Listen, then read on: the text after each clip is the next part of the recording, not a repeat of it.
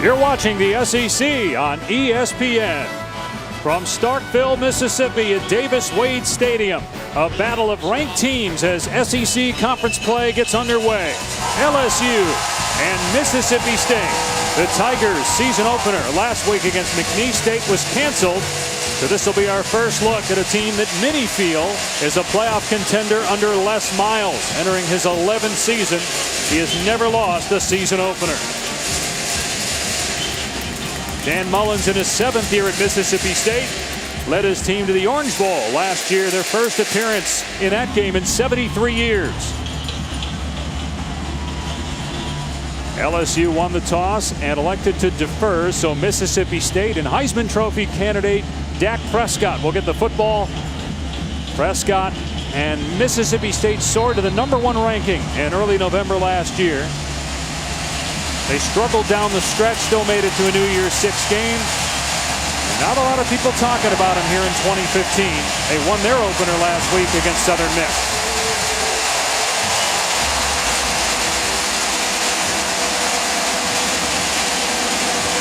Brandon Holloway, who had a kick return for a touchdown last week, is deep along with Gabe Miles, and Trent Domang will kick off for LSU.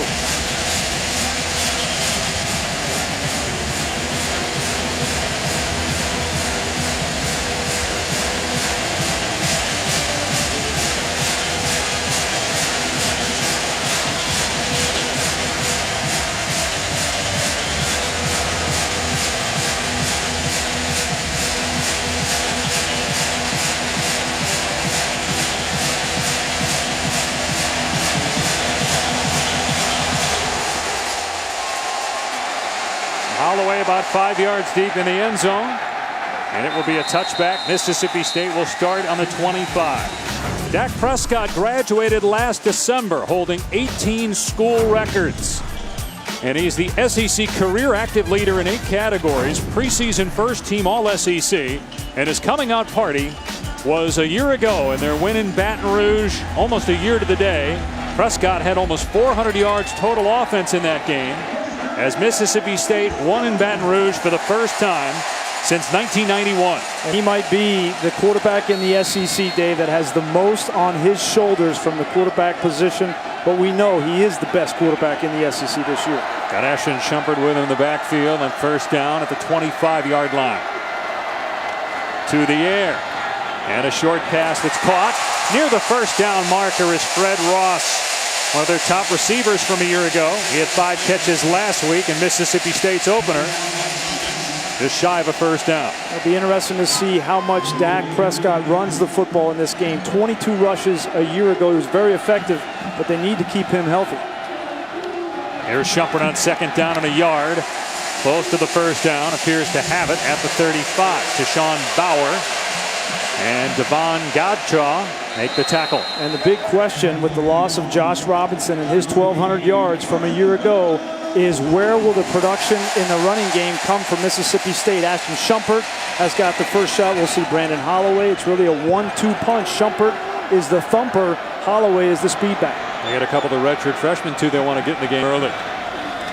Shumpert again, this time running right, and he tried to go up and over a defender and got cut down by Ricky Jefferson, the free safety, after a gain of only a couple on the play. Second down. And Ricky Jefferson is going to need to be busy in this game tonight. He's replacing their all-star in Jalen Mills at the safety position. Fractured ankle early in camp.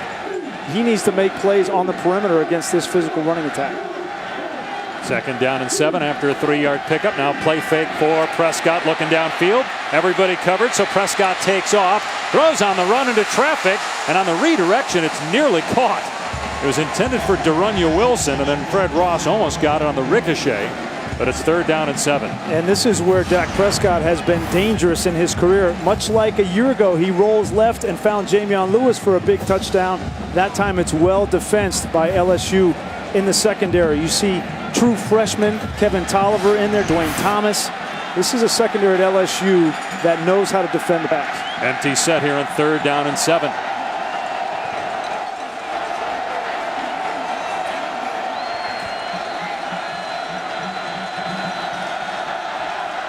And it's going to be a design quarterback run And Prescott doesn't get much. Kendall Beckwith, excellent linebacker for LSU. Number 2 tackler from a year ago was there. Yeah, and this is the biggest difference this year. Kendall Beckwith did not play as much in the game a year ago. Watch him all night. He's tracking number 15 in red. Beckwith goes 252 pounds and can run. He is the secret sauce on this LSU defense. He's a junior from Clinton, Louisiana, 6'2", 250. Devin Bell, the punter for Mississippi State. Tre'Davious White, the deep man.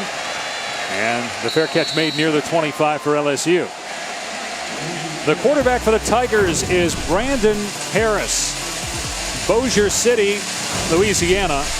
And he was highly recruited. He's got a huge arm. Played in 9 games last year, just 1 start. And it was a miserable performance, not just for him, the entire team. In a loss at Auburn, he was 3 of 14 in that game. Now, he did come in relief of Anthony Jennings in their loss against Mississippi State and played well in that game. Had 2 touchdowns passing. Second career start tonight. And think of the adrenaline that's running through number 6 right now. His first snap in a hostile environment. But he's got some help. He's got Leonard Fournette, a tailback, one of the top overall players in college football, a true sophomore, who rushed for over 1,000 yards a year ago. And he'll get it on first down. Fournette wrapped up, and look at him push a couple of defenders past the 30-yard line. He got a defensive lineman that weighs 300 pounds, Chris Jones, on his back, and it didn't matter. A lot of emotion at the beginning of this game. Both teams, I was down on the field before the game, fired up, talking back and forth in pregame. Vidal Alexander is the vocal voice on this offense for LSU. They need to settle down the quarterback if they are going to have success early in this game. Fournette got 6 yards on first down, so 2nd and 4. See a lot of 2-back set. J.D. Moore is the fullback. Fournette will run behind him, and he is drilled near the first down marker. He took a shot from Richie Brown, but Fournette hops right to his feet. It'll be 3rd down and inches here. You're going to see 8, maybe 9-man fronts all night with Leonard Fournette. That's what Manny Diaz, the new defensive coordinator for Mississippi State, he's going to make the young quarterback beat him. He's not going to let number 7 run free, but a big 3rd and short on this first drive. And when they line up on the offensive line, they are huge up front. Plus, they've got a tight end, Dylan Gordon, who's 300 pounds. Then you throw a fullback in there. You got 10 in the box for Mississippi State on 3rd and a yard. It's Fournette, and I don't think he got it.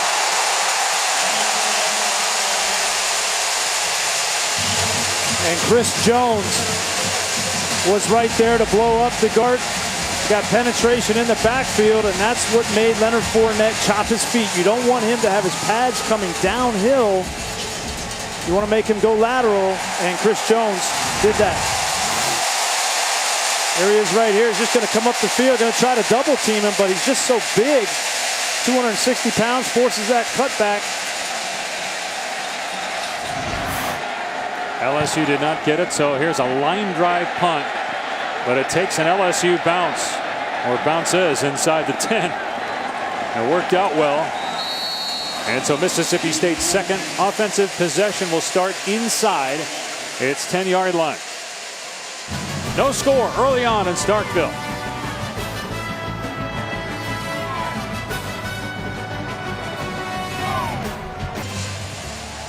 Second possession for Mississippi State on offense. And the Bulldogs have to start from their 9-yard line.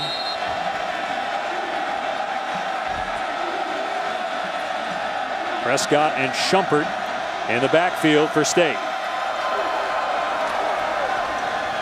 Prescott off the left side, crosses the 10, dumped at the 12 by Beckwith, who's already made 2 plays here in the first 5 minutes. You know, one of the biggest differences this Mississippi State team from a year ago is up front, Dave. They lost their starting center in Dylan Day, Ben Beckwith, Blaine Quazell. 3 guys up front they need to replace.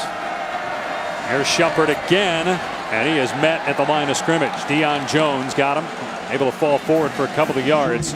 But already LSU much more physical between the tackles against the run than it was last year against Mississippi State. I get it, we got a long way to go, but it's got to be an encouraging start for Kevin Steele, the first-year defensive coordinator for LSU. Yeah, and the advantage up front with Devon Godchow, Lockature up front against these young guys on the offensive line. Jamal Claiborne from Mississippi State is a brand new center, never played center since high school. Rufus Warren, the left tackle. Devin Desper. 3rd down and 4, and it's a run play. Prescott brought down at the line of scrimmage. Beckwith there again for LSU. That's twice now in 3rd down. The design quarterback run for Prescott, and both times LSU was better. And I think it's been a conservative approach with Dan Mullen. He's been backed up in his own end. I think he has some concerns about his brand new left tackle, Rufus Warren. It was a tight end they moved to tackle. Doesn't want to have a sack, fumble, and a change of possession early in this game. So Bell punting for the 2nd time. White is the return man. This is not a good kick, but it's in traffic and out of bounds. So LSU is going to have the ball in Mississippi State territory. The side judge marking it at the 48-yard line. Great field position coming up for LSU.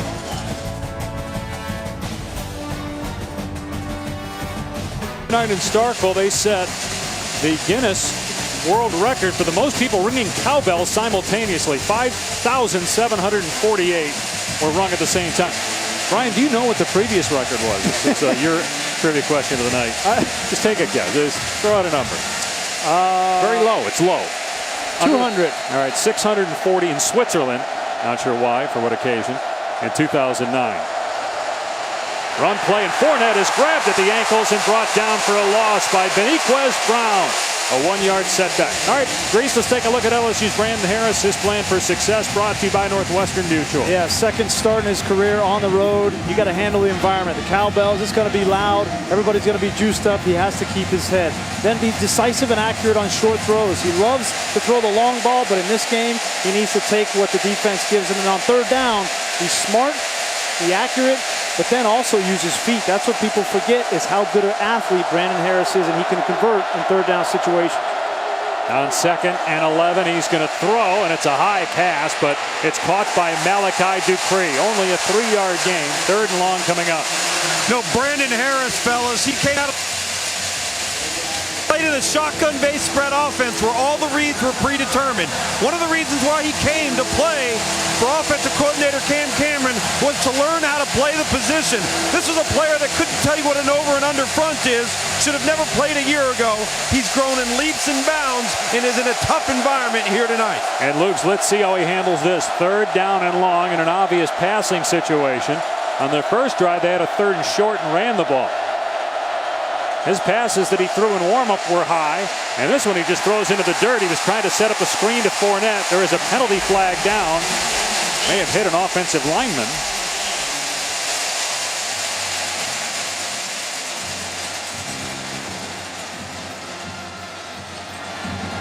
Well, the official is pointing that it's against Mississippi State.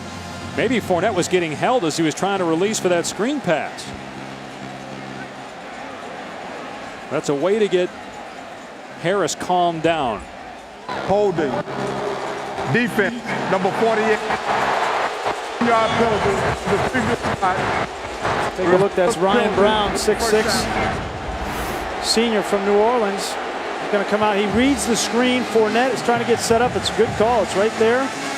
Nowhere to go with that football. Now, I'd love to see Leonard Fournette try to rip through that and get to the outside. That's a good call by the official. So 1st down inside the 40 at the 38 of Mississippi State. They go back with that 2-back formation. Play action pass, and looking downfield, Harris has a cannon. Wide open is Durrell. Touchdown, LSU. Penalty marker down in the backfield, though.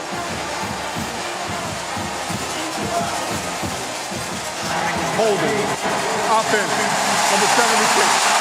10-yard penalty on the previous spot. Still 1st down.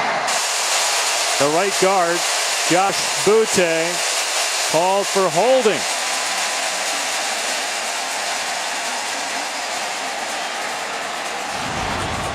Josh Butte is the right guard here. Let's take a look. Hard run action. He comes off, then tries to peel back. Right there is a good look. Richie Brown came through and he just got hooked. It's a great call. Good eyes by the umpire right on top of it. So 1st and 20 at the 48 of Mississippi State. Harris going to hand it off to Fournette. And he spins out of a tackle to the 42-yard line. A 6-yard run for Fournette, and the center, Ethan Posick for LSU, shaken up on the play, lost his helmet. And such an important player on this LSU team. It's not very warm here. We're in the 70s, maybe even in the 60s at this point. Normally this time of year you think cramps when you see a big guy down, but it's not 90 like it normally is in early September. Well, and LSU hopes this is only a cramp because you got a new quarterback. The last thing you want to do is have a new center as well. Looks like he's going to be fine. But I want to go back to that touchdown. Even though it was a penalty and brought back, throwing that ball and throwing it accurately and having a touchdown, even though it's called back, is a huge confidence boost for a young quarterback, knowing that I threw a dart down the field. It came back, but that'll go a long way in calming Brandon Harris and knowing that he's ready to play in this football game. He does have a lot of talent on the outside. Doral, Dupree, John Diarse. They have a couple true freshmen they like. Jazz Ferguson, Dante Jackson. 2nd down and 15 at the 43 of Mississippi State. Here's Fournette straight ahead. Great play by Richie Brown. That otherwise would have been a big play if not for Brown, who tackles him after a gain of 4. Fournette getting a lot of touches. The LSU coaches said they want him touching it about 20 to 25 times a game. And so far Fournette with 6 carries, and they've thrown it to him once. Here's a 3rd down situation, 3rd and long, and 11. We talked about keys to the game for Brandon Harris. Use your head, be smart in this situation, and use your feet. In this area of the field, Les Miles, we know, loves to go for it if you just give him an opportunity on 4th down in 5 yards or short. Harris over the middle. It's caught inside the 20-yard line. Traven Doral. Check that. Deshaun Smith with the catch inside the 20 at the 15-yard line, a 24-yard gain. Check the accuracy from behind. Great throw. I don't think he saw the defender on the outside, but an accurate throw downfield in the middle of the field. That shows confidence. You don't throw the ball in the middle of the field if you don't have confidence, and a great sign early on for LSU. Fresh set of downs at the 16-yard line. Carroll Williams, who was in there to protect on that 1st down, or that last play, is in on 1st down. And he'll get a touch here off the left side to the 10. They got some big backs. Williams at 230 pounds splatters the pile and drives defenders past the 5 for a 1st down. What jumps out when you see this LSU team get off the bus down on the field before the game is how big this offensive line is up front. Take a look. Posick pulls. William Clapp, new left guard, pulls, gets a block on the outside, and then you insert with the fullback at 6'4", 240 pounds, John David Moore. This is a physical run attack. Mississippi State's going to have their hands full all night. Good to see, if you're an LSU fan, that Posick is all right. 1st down and goal at the 5. Williams again powers to the goal line. He'll come up just short. Man, these running backs too for LSU, the coaches are telling us all of them are welcoming contact. I mean, they're running between the tackles or running outside looking for somebody to hit. No fear with these backs as Williams plows to the 1, 2nd and goal, and back in is Fournette. Brandon Harris is coming off the field. Yeah, they got Fournette lining up under center. And now LSU has to call, well, it looked like they're going to call a timeout. They only had 10 men on the field. Deshaun Smith came on late. Now Fournette in as the Wildcat quarterback, and he leaps over the top. And it's a touchdown. Why not? Why do you need a quarterback to hand off to this guy? Everybody in the stadium knows he's going to get it. Just direct snap to him and take a look at the elevation. Over the top, extends. Impressive opening scoring drive for LSU. And Brandon Harris with that great throw on 3rd down to his tight end, Deshaun Smith. Fournette caps it off. An 8-play, 48-yard drive. And already Leonard Fournette with 7 carries here in the 1st quarter. Point after makes it 7-0. LSU.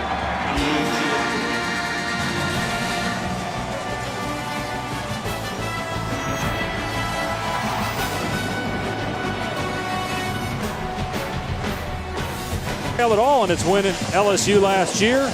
And in the first quarter of tonight's game here in Starkville, the Tigers with a 7-0 lead. And good poise shown by sophomore quarterback Brandon Harris in his second career start. Couldn't have been a better start. You know, they have the long touchdown call back. Sometimes your offense and your quarterback, young quarterbacks, will lose their composure, try to force something. But Brandon Harris comes back, calm, directs the offense. Big third down conversion and gets Fournette in the end zone.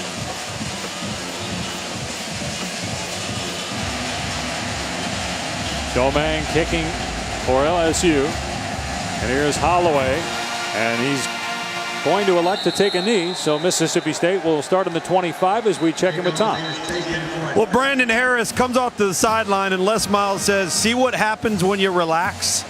And really that's the name of the game right now for Brandon Harris. On that series right there, we saw an authoritative quarterback, a decisive quarterback, one that I noticed that was checking plays with crowd noise at the line of scrimmage. All that's going to do is generate more and more confidence. And fellas, I'm going to tell you right now, this offensive front for LSU is absolutely overwhelming at the point of attack.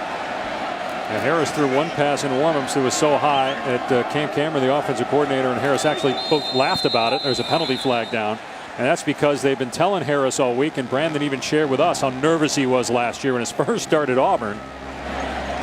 A lot of adrenaline running through a young 18, 19-year-old kid. Every now and then you're going to catch a flyer. Offense, 5-yard penalty, replay.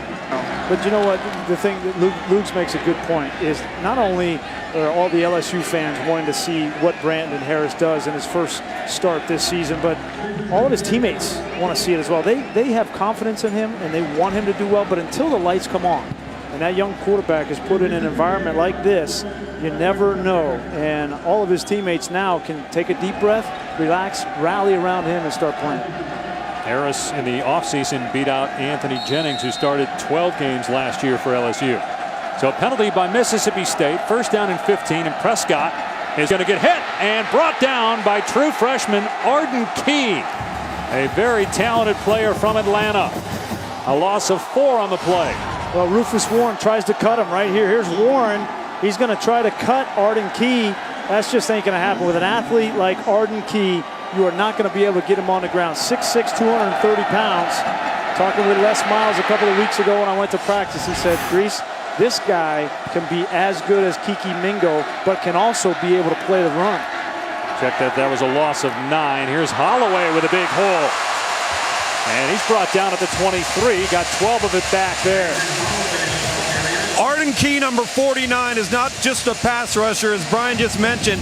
Watch how savvy he is with his eyes and his hand, playing hat and hands. He keeps leverage on the football, not just a pass rusher and a designated guy. You take Arden Key, 49, number 2, Kevin Tolliver, the corner, number 52, Kendall Beckwith. All of them Under Armour All-Americans, got to spend a lot of time with these kids. These are smart, heady football players capable of playing early and being productive. He spent the lightning delay last week watching film, sitting in the locker room waiting for the lightning to stop. It never did, so he just got more film study by himself sitting in his locker.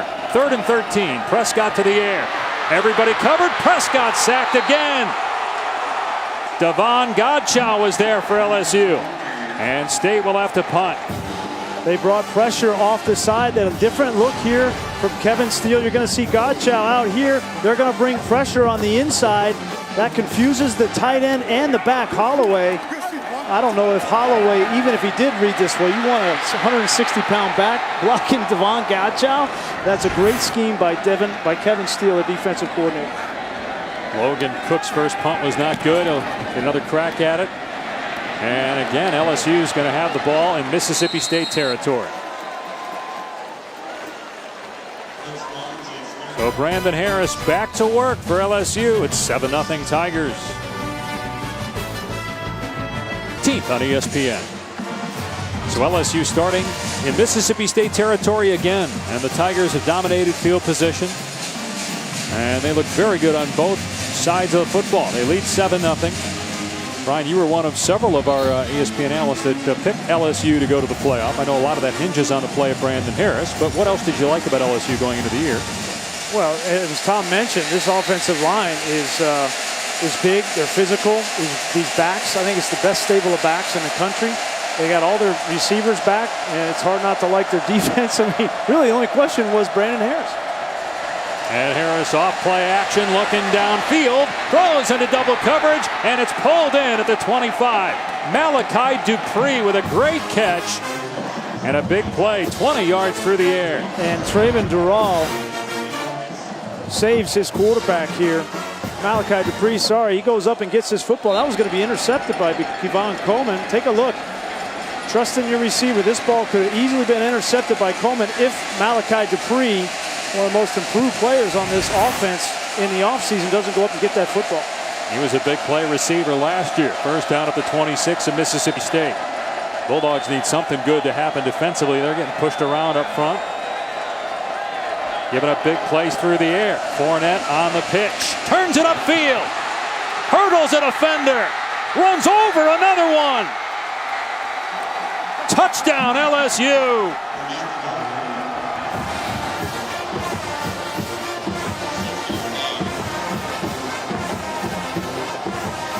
The athleticism, the speed, and the power all in one run.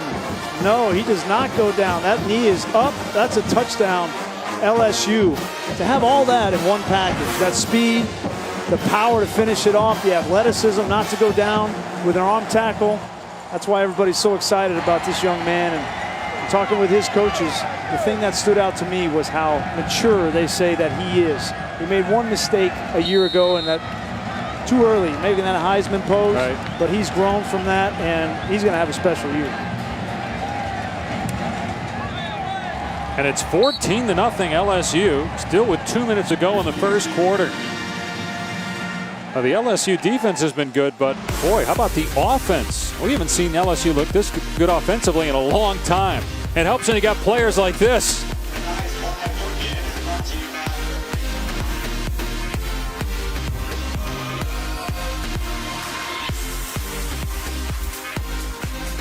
Mississippi State's averaging a yard per play. LSU's averaging about 8 yards per play. Very balanced offense so far for the Tigers as they lead it 14-0 here on the road.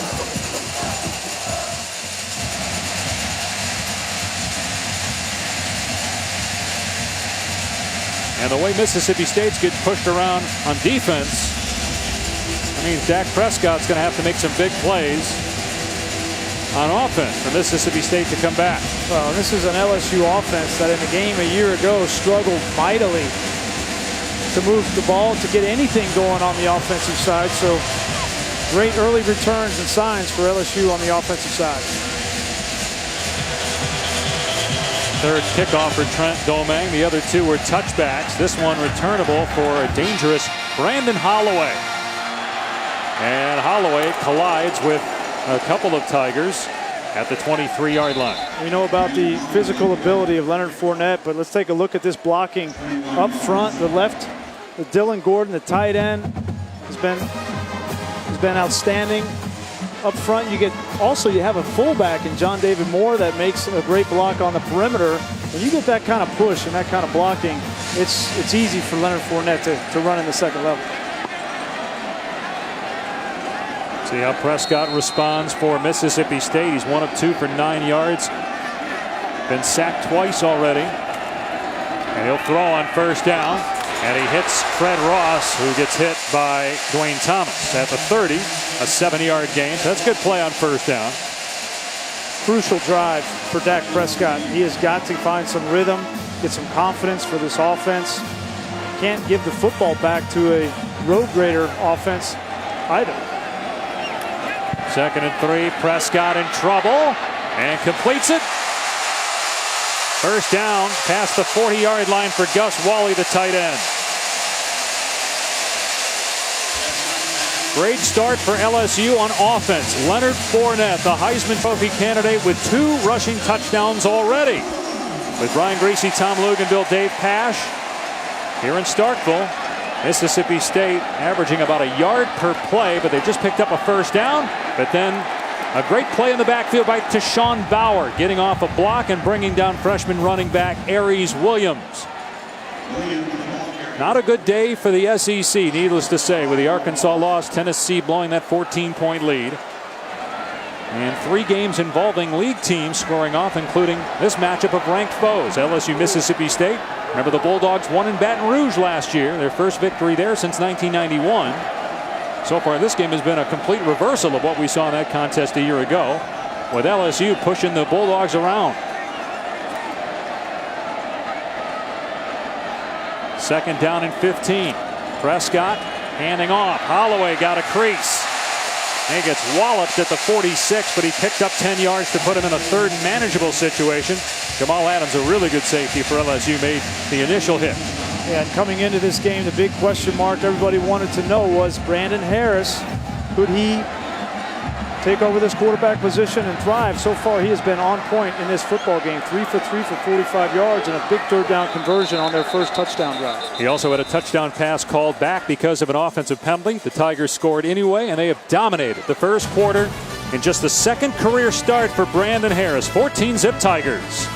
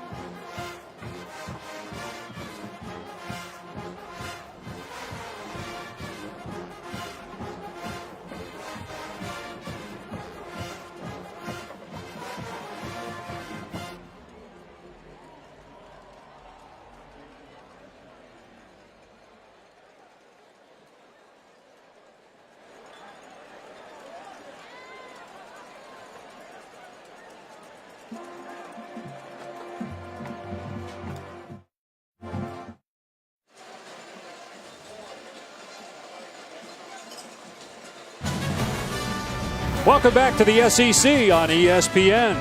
The LSU Tigers have quieted the cowbells here in Starkville, and that's because of the play of Leonard Fournette. 2 rushing touchdowns already for the super sophomore and one of the best overall players in college football. Runs through, around, and over the top of defenders to score a second TD as LSU looks to win its 8th straight here in Starkville. Mississippi State has not defeated the Tigers in back-to-back seasons.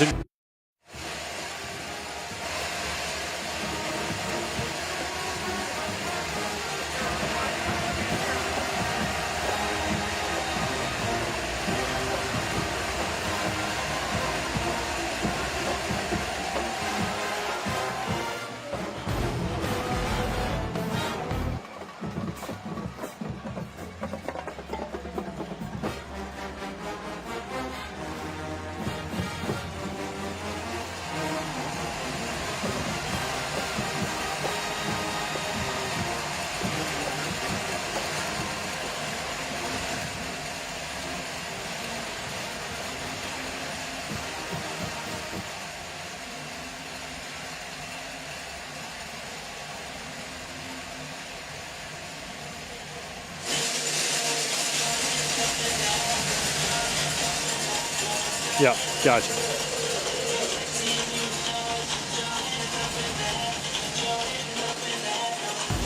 NFL Insiders and Sunday NFL Countdown. A new way to get coast-to-coast league coverage on Sunday. Beat the new NFL Sunday morning starting at 10 a.m. on ESPN. Streaming live on Watch ESPN. LSU, we know how good the Tigers are defensively. #1 in the conference last year, and a lot of guys back from that defense. Although Jalen Mills, one of their best players, is still out with an ankle injury. But it's the offense right now for LSU that is the story. A 14-0 lead. And true sophomore Brandon Harris making his second career start. First one didn't go well. 3 of 14 last year. On the road at Auburn in a 41-7 loss. But he's been sharp so far. And he'll keep it on first down. No, it's Fournette. No, it is Harris. Got me twice. And he's got a first down gain of 16. Here's Tom. So you want to be Brandon Harris and call a game here in Starkville right now? How can you hear if you're Brandon Harris?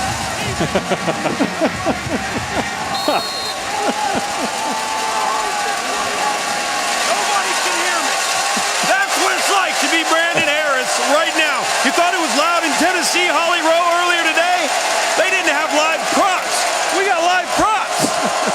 I don't know how much you need to hear when you just hand it off to Leonard Fournette and get out of the way or fake it to him and run like Harris did that time.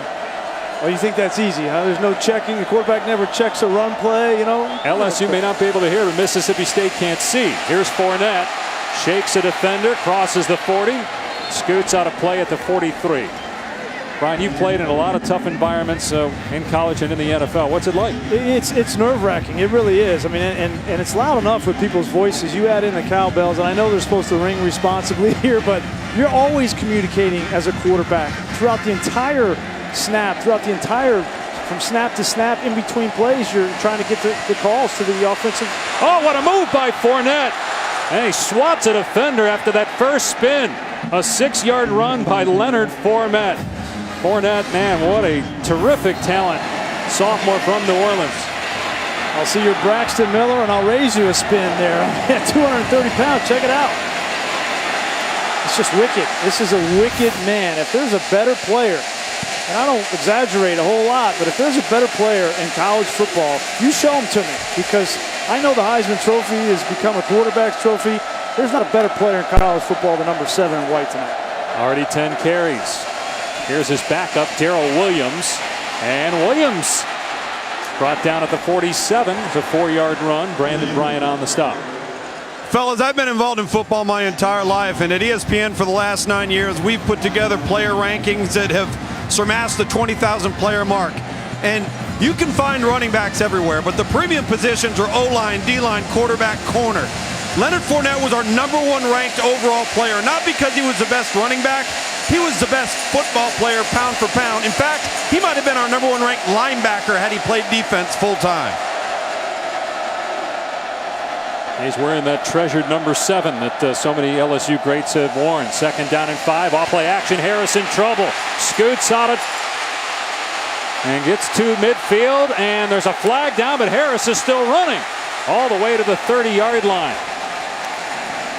We saw his arm in the first quarter. Now we see his feet here. A couple of great runs. This one might come back. It was thrown at an offensive lineman back at the 37-yard line. Yeah, they're going to get William Clapp coming back. He cut when he was coming back from one side of the field to the other, and you cannot do that. And it's going to erase a great run by Brandon Harris. Also a great decision by Brandon Harris not to force that ball down the field. You know, we talked with Les Miles yesterday. He said, you know, Fournette is great. We love Fournette. Darrell Williams, we like him as a backup. But there are these other two true freshmen we have in Darius Geis and Nick Brossette, who you'll see illegal tonight. block below the waist.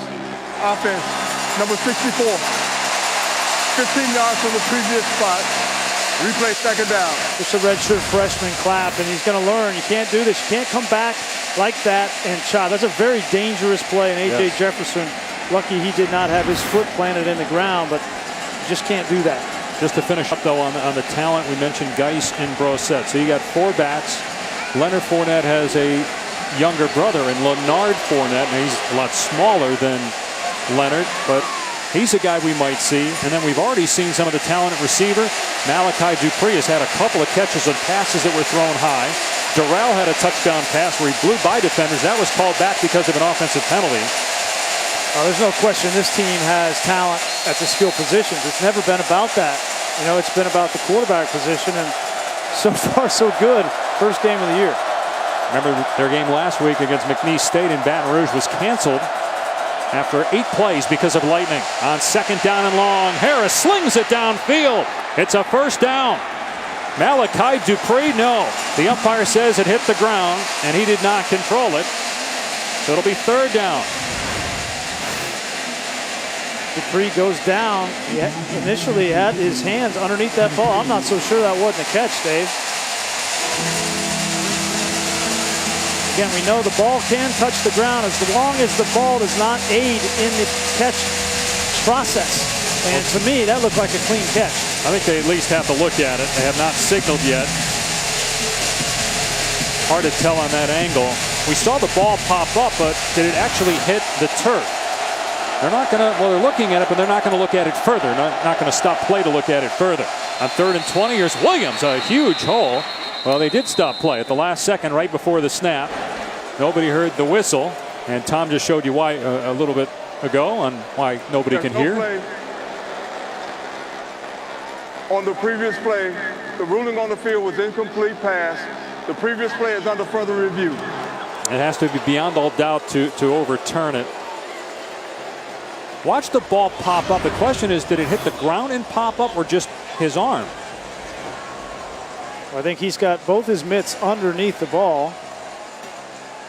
And again, the important thing is the ruling on the field as an incompletion. There has to be indisputable evidence to overturn that. And to me, looking at that, that looks like a catch to me. But is it indisputable? From this angle, you're going to see.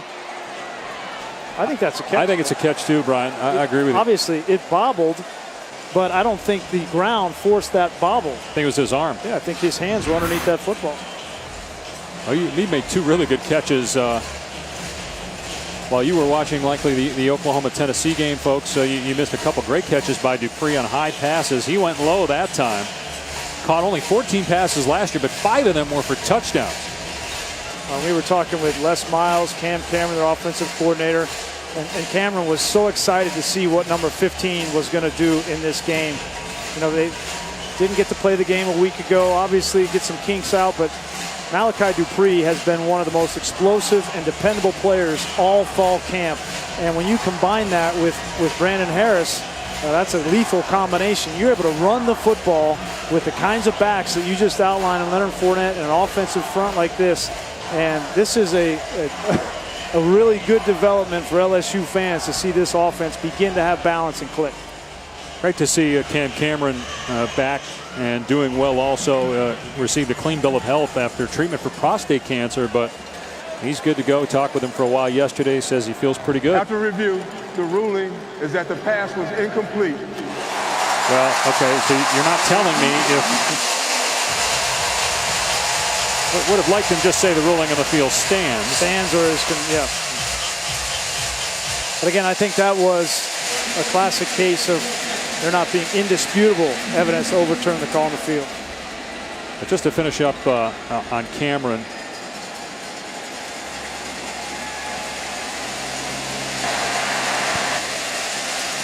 Hubert Owens is our referee. Reset the game clock to 12:14. So, clock's at 12:24. He's saying take 10 seconds off. Cam Cameron was your position coach at Michigan. You guys go way back. Yeah, and it's great that he's healthy. You know, that's a scary thing for anybody. And, you know, that's his second bout with cancer. You know, he had a melanoma back when he was coaching under Bo Schembech, when he told me that Bo actually found the melanoma on his back and said, you need to get that mold checked out. And so Bo saved his life one time, and now he's happy to be up in this situation, calling plays again after another scare. 3rd down and 20. Harris on the rollout. And Harris picks up a handful, but they're going to have to punt here. Ryan Brown forced Harris out of play. That's the first time the Tigers have been kept in check offensively. And now Jamie Keane, carrying on a tradition of Australian punters, starting with Brad Wing a few years back. here at LSU. Will boot it deep to Fred Ross.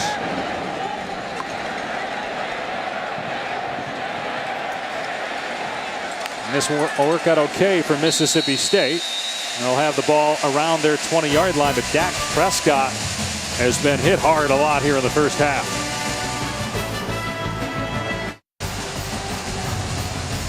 Mississippi State quarterback Dak Prescott burst onto the scene in Baton Rouge last year, tearing up the Tiger defense for almost 400 yards total offense. He's got about 20 yards in the first half of tonight's game. Remember last year he helped lead the Bulldogs to a #1 ranking in November, a 10-win season, their first Orange Bowl in 73 years. Prescott going to dump it off here to Dontavian Lee, and he gets across the 20, a 4-yard gain. Dave, the biggest difference between the start of this game and the game a year ago is that Mississippi State's getting whipped on the inside on the offensive line. Godchow, Lockature, they're having their way in the middle, and Mississippi State is not able to run between the tackles. That's where they made all their yards a year ago. They have got to come up with a different plan. Prescott goes to his back again. This time it's Shumpert, and it's a first down to the 33-yard line. So getting the running backs involved here in the passing game on this drive. And a part of that plan has got to be throwing the football. They got to take some pressure off this offensive line. Quick throws, isolating backs and receivers on short throws is the way that Dan Mullen needs to adjust. He can't depend on his running game in between the tackles. 41 yards through the air so far for Prescott. He'll throw again, steps up, dumps it off, incomplete. Try to hit Shumpert, and Deion Jones was bearing down on him. Dak, we know Dak Prescott's one of the best players in college football. He's, coming back, probably the leader in the clubhouse, SEC quarterback, but he's got a lot on his shoulders, losing 3 offensive linemen up front. He lost Josh Robinson, his 1-2 punch in the running game. So he knows that this season was going to be a struggle, especially early. When you come up against a very good defense in LSU, they've got to be able to adjust. Yeah, Robinson had almost 200 yards against LSU last year. Here's Holloway, and if he gets outside, look out. He's at the 40-yard line. He gets drilled by Ricky Jefferson. He's a small guy at 165 pounds, and there's a flag. They have been out of bounds when Jefferson laid the lumber. Holloway is so fast, not very big, obviously. Well, when you have somebody that fast, 5'8", 160 pounds, those secondary guys all week, they've been saying, I just want to get one hit on him. Just one time, see if I can blow him up. And sure enough, Ricky Jefferson got him, but it was just too far out of bounds. After the play, unsportsmanlike conduct on the defense, number 33, Taunton. 50-yard penalty to the end of the run. That's for 33. First unsportsmanlike so it wasn't on the hit. Foul. No, it was Jamal Adams called for taunting, an unsportsmanlike conduct foul. So the hit was clean inbounds, and then there's Jamal Adams. And you stand over top of somebody and you point at him and you're saying something. You just don't need to do that. Don't pick on the little guy. Now that's his first unsportsmanlike. Remember, you get 2, you're tossed. Mississippi State in LSU territory. Prescott pulls it back, now goes downfield. Incomplete, good coverage. Fred Brown, the intended receiver. Kevin Tolliver, a true freshman at 6'2", 200 pounds. Stride for stride with the receiver. Well, and they are really excited about Kevin Tolliver as a true freshman to start at corner in the first game of the year. That's saying something. They've had DBU, you hear it all the time, and Kevin Tolliver came to LSU to be a part of that tradition. And he is leaving nothing on the field to say that he can't do it. Prescott, another pass play. Everybody covered. And now Prescott tried to hit Joe Morrow. Out to Runya Wilson. We haven't seen him. Their leading receiver from a year ago. Dave, so it's 3rd and 10. You've seen this drive has been predominant pass, right? This is an offense that was basically a 2-back downhill running attack in the game a year ago, and that's where they hung their hat. And now you've seen all pass, and Runya Wilson, inexplicably on the sideline. They've been in 3rd and 7+ all night. This is 3rd and 10. Prescott eludes a sack and throws it away. Kendall Beckwith, Arden Key, both with some pressure. Boy, Arden Key looks good. True freshman from Atlanta. Well, this offensive line is completely confused for Mississippi State. Take a look. Here they are. You're going to have a free rusher on the outside, and that's Justin Senior. He's a junior. He blocks down, trying to help out his right guard, and leaves the guy free. There's nowhere to go with that football. Right now, they need to circle the wagons on the offensive line for Mississippi State. They need to punt inside the 10 here. And they'll get one around the 10. The fair catch made by Tre'Davious White. LSU ball when we come back. The Tigers in command in the first half.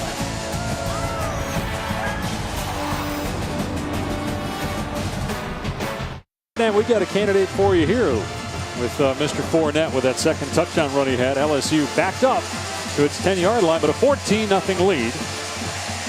Early second quarter here in Starkville. First time LSU's played a season opener against an SEC team since 2007. That was against Mississippi State also. And the Tigers won 45-0. Here's an end around to Doral across the 20. And he's still going. Doral breaks a tackle. There's a flag down, but Doral is going to go all the way. A 90-yard touchdown run. Flag thrown back at the 27-yard line.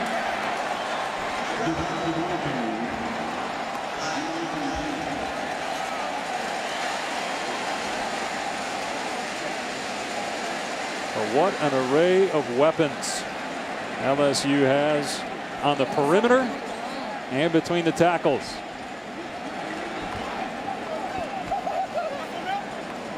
Looks like this is coming back based on the body language from Mississippi State.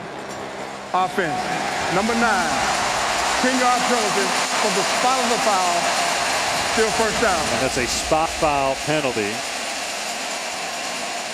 So John Diarse, a wide receiver out there trying to block for Doral.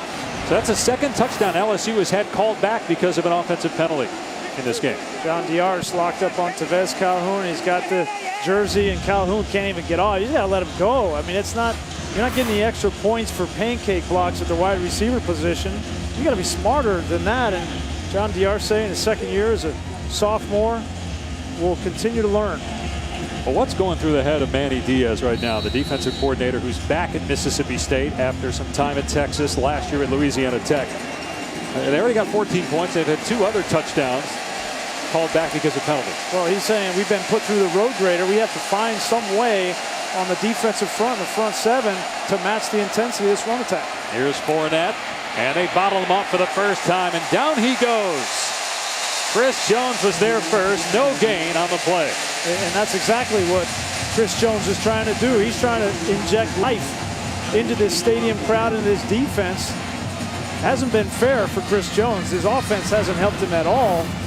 Here he is right here, but he's got the talent. If anybody on this Mississippi State defense has the talent, he pushes Vidal Alexander, who's a pretty good tackle, pushes him into the backfield and makes a negative play. So second down and 3. And they're going to put Harris in the gun with Fournette. Harris to the air. 4-man rush. Harris going down the sideline. Overthrown. Tried to hit Doral. Well covered by Will Redmond, one of the best senior corners in college football. The shape of the SEC being formed early with 3 conference games today, including this matchup of ranked foes at Davis Wade Stadium. A lot of people high on LSU coming into the regular season. Many people down on Mississippi State, given the fact it lost so many guys from last year's 10-win team. So far, those prognostications have played out correctly. LSU looks terrific. Mississippi State not so much, but a lot of time left. 3rd and 3 for the Bulldogs on their 18. And Williams trying to pick a hole, finds it. A first down out near the 30-yard line as LSU continues to gain momentum with its running game.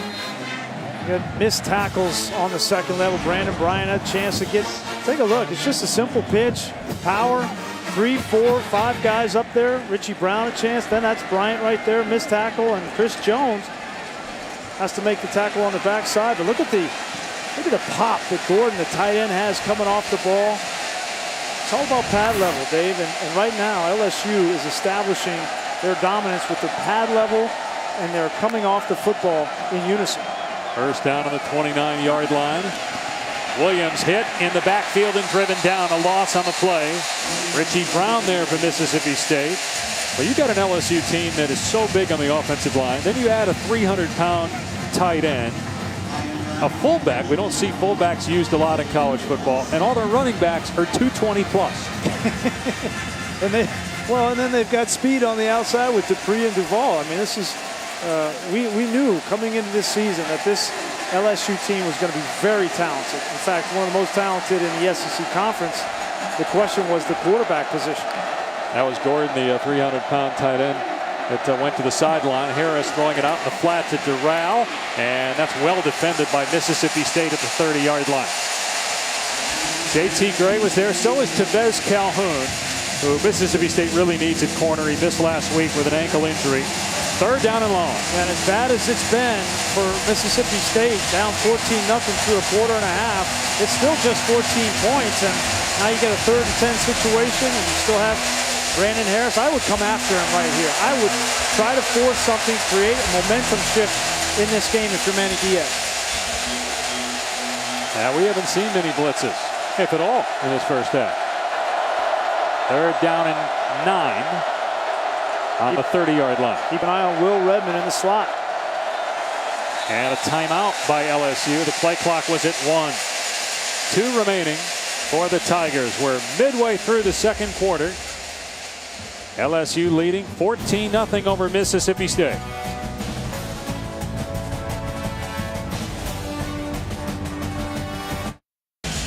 Welcome back to Starkville. You want to talk about the maturation of a quarterback. Take a look at Brandon Harris right here. He sees blitz on the outside, backed up off the edge. He sees this blitz, so what does he have to do? He's got to check.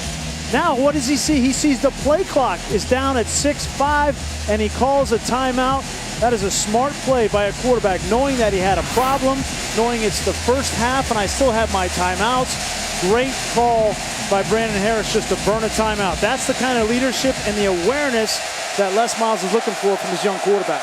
Remember, just one start last year. That was at Auburn in a 41-7 loss. He did play a lot against Mississippi State when the Tigers got down. Here he is on 3rd and 9, facing pressure, and he completes it.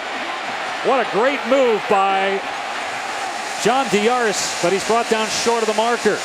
Looked like it was going to bring up a 4th down and 5, but he made it at least close to a 1st down. Pressure by Will Redmond, the corner. So here's what they got. Here comes the blitz. It's the same call. Now they have a perfect play call. You have a chance on the outside. You call the timeout. You get a throw on the outside, and you get a positive play. But you know that blitz is coming from the quarterback position, and you want to call that timeout. Keene with the boot. Ross, the deep man. It'll be Mississippi State ball just shy of the 30-yard line. Let's go to the studio and check in with Adnan. Plays by backup quarterbacks. Mangum last week, and now that throw. And then Deshaun Kaiser, when Malik Zaire goes down for Notre Dame, comes in, throws the game-winning touchdown pass to beat Virginia. You're always one snap away, and that's, coaches try to instill that in backup quarterbacks every single time you go to play a game. But some are ready, some are not. De'Runnya Wilson is in, by the way. Here's a little option and a shovel pass and an excellent play by Kendall Beckwith again, cutting down Fred Ross. We want to show you a little bit what went on the sideline with this Mississippi State offensive line. They've been getting beat every which way. That's Justin Senior up on the whiteboard trying to show his coach. But Hevesy was hot, and Dan Mullen had to come over and settle it down. This offensive line needs an answer, especially in 3rd down pass rush situation. Nobody's blocked 52. Kendall Beckwith. Or 57, Gottschall. I mean, they're having a really tough time with 3 new starters up front. Design quarterback run on 2nd and 9. Nothing there. Maybe 2. Frank Herron on the tackle.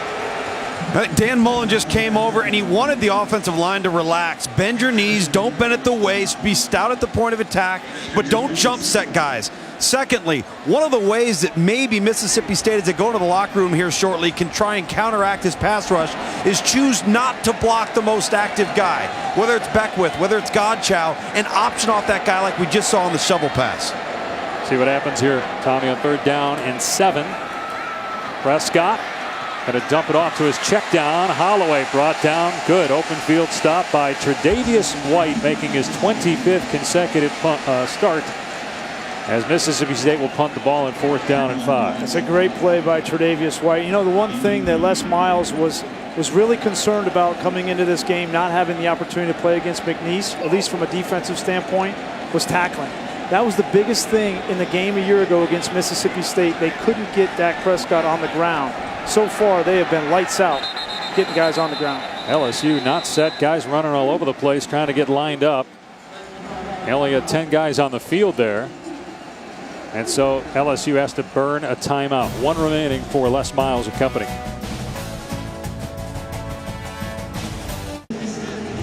Back in Starkville, a place where normally the cowbells are ringing so long and loud that nobody can hear, but been a quiet night so far. LSU has dominated play, and now Mississippi State forced to punt on 4th down. White has to adjust, and he did not signal for a fair catch. He's live, and down he goes just short of the 25-yard line. They pass Brian Gracie, Tom Luganville, and we're just getting a feel for who's good, who's not in 2015. But I think it's pretty obvious LSU's got some talent. Well, there's no question. The question was the quarterback position. And Brandon Harris, you know, you got to give him credit. Coming into this kind of environment with the noise, the way that he's handled himself early, especially on 3rd down situations, he's taken his shots down the field. He's checked the ball down. But you really have to continue to wonder at Leonard Fournette and his ability. And this running attack is going to be formidable. He's terrific. And one of the best players in college football. You say that he is the best player in college football. Hard to argue. And here he is off the right edge. An excellent play by Kendrick Markin. Now they're starting to tackle Fournette. Earlier in the game, they were whiffing and getting shoved and stiff-armed and hurdled. They bottled him up now here in the 2nd quarter. Well, Manny Diaz is saying, listen, I'm going to have as many guys up around the line of scrimmage as I need to have to stop this running attack. And if this offensive line has been so physical coming off, if I need more bodies, then that's what I need. But I can't let them continue to run the football with the kind of success they had in the 1st quarter. Now they go 2 back again. This worked a lot in the 1st quarter, just handling it between the tackles. We'll see on 2nd down and 9. Fournette with more out there blocking, tries to cut it back, and he's greeted after just a 2-yard pickup by Beniquez Brown. So a 3rd down and long coming up. Mississippi State hoping to force a punt, get the ball back with its timeouts, and have about 3 minutes to work with to try to get some points before intermission. In the last 3rd down, Dave, we saw Manny Diaz bring a blitz off the edge with Will Redmond in a 3rd down situation. I fully expect more pressure here from Mississippi State on Brandon Harris.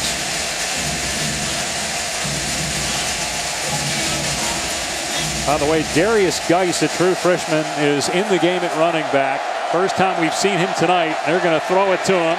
That pass overshot, incomplete by Brandon Harris. So it's 4th down, and LSU will have to punt. Great read by Beniquez Brown, by A.J. Jefferson. They brought pressure off the strong side with Kevon Coleman.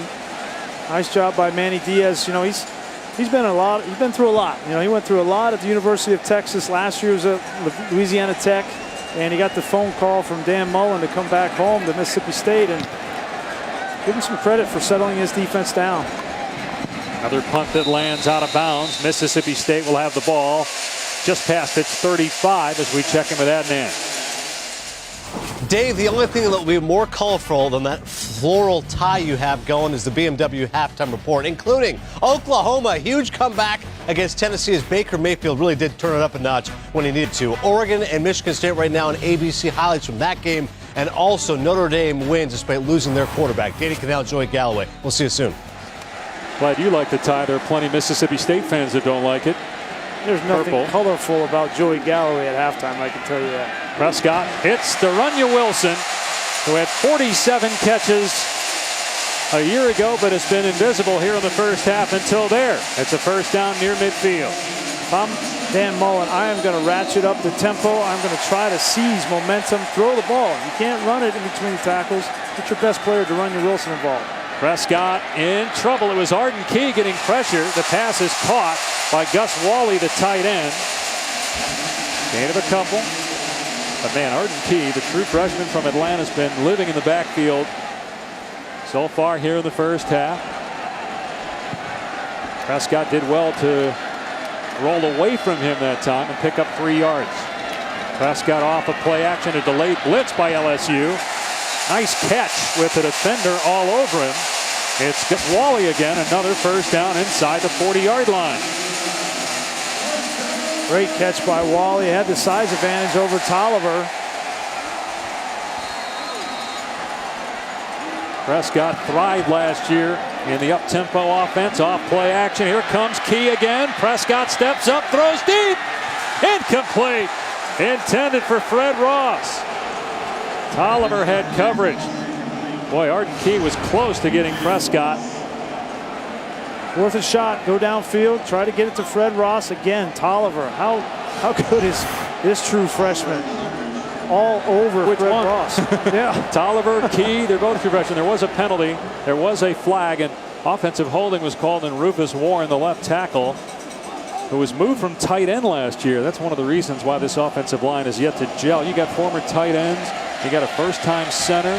Well, think of how hard it is for a tight end move to left tackle. Then you'd have no film on Arden Key. He's a true freshman, 6'6", 230 pounds, and he's got pass rush moves galore. So very difficult task for Rufus Warren.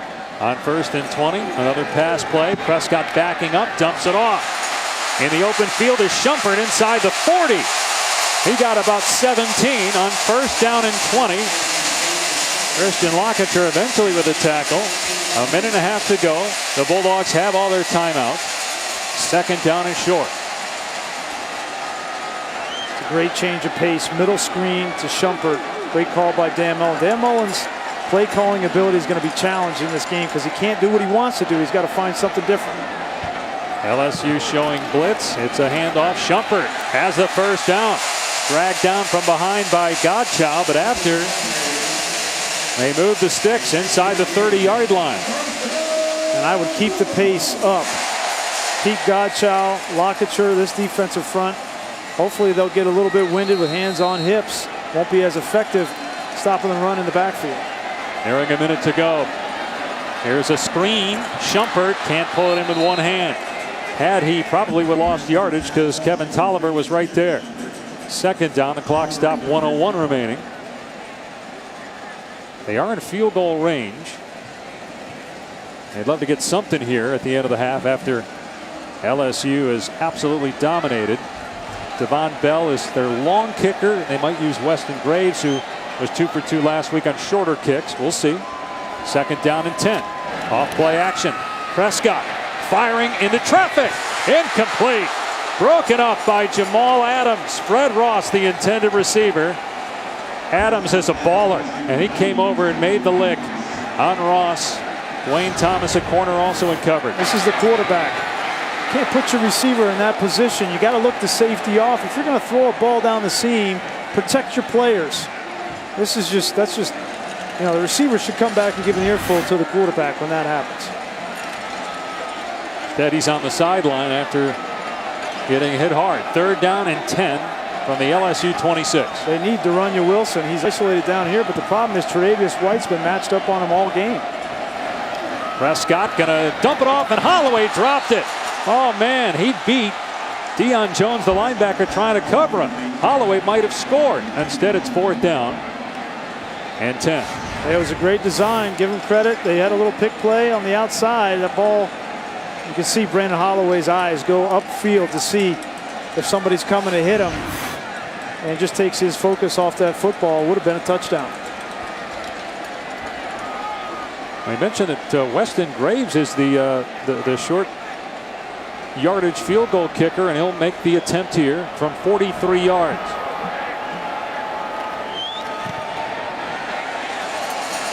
And the kick is good to get Mississippi State on the board with 43 seconds remaining in the half.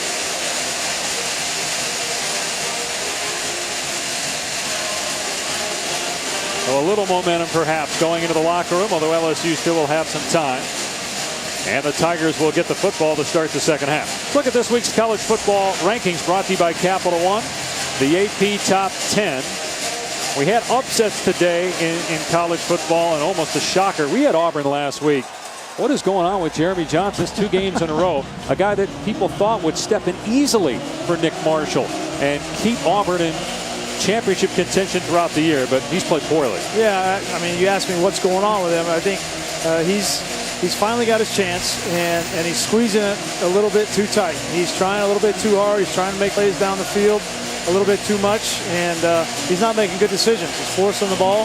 He's not seeing the field real well, and this week will be an interesting week in Auburn, Alabama, with Gus Malzahn and preparing for what looks like to be a very good LSU team. That game is in Baton Rouge next week. See Prescott's numbers, but rarely has he been able to just stay on his spot and throw the ball. He's been moving all night.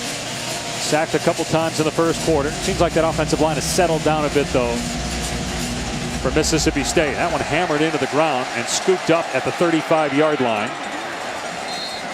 Lamar Lewis, a linebacker, showed pretty good hands. So LSU actually has decent field position at its own 40.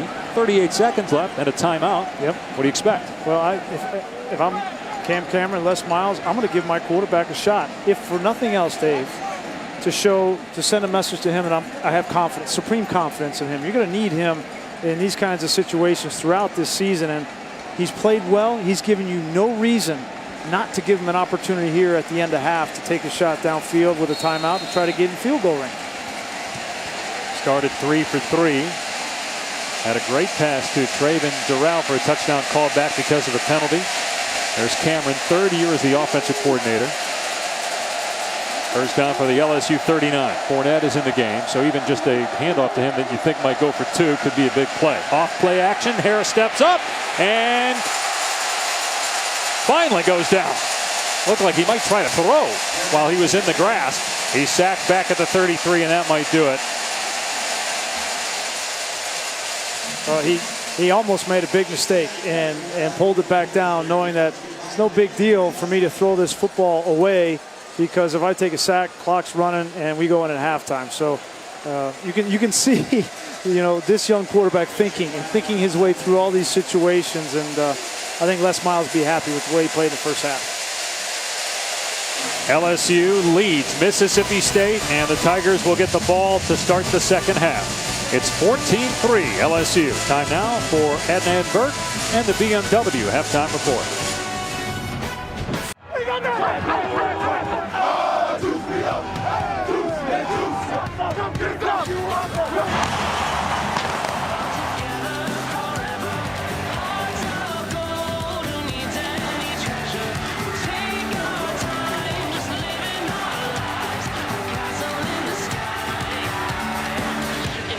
King of the world.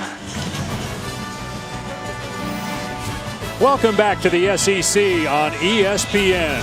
LSU trying to win its 8th straight game in Starkville. This is a season opener for the Tigers after their game last week was canceled because of lightning. No preseason needed. They look pretty good in that first half. 14-3. Dave Pasch, Brian Griese, Tom Luganville. Mississippi State was the best offense in the SEC last year, but in the first half, only 109 yards. Well, the biggest difference from the game a year ago in this game has been the play in the trenches. Is this offensive line manhandled LSU. Take a look, last year's game, there's no Bach defender, and up front, Beckwith, Dylan Day just had their way, and Prescott ran for over 200 yards in between the tackles.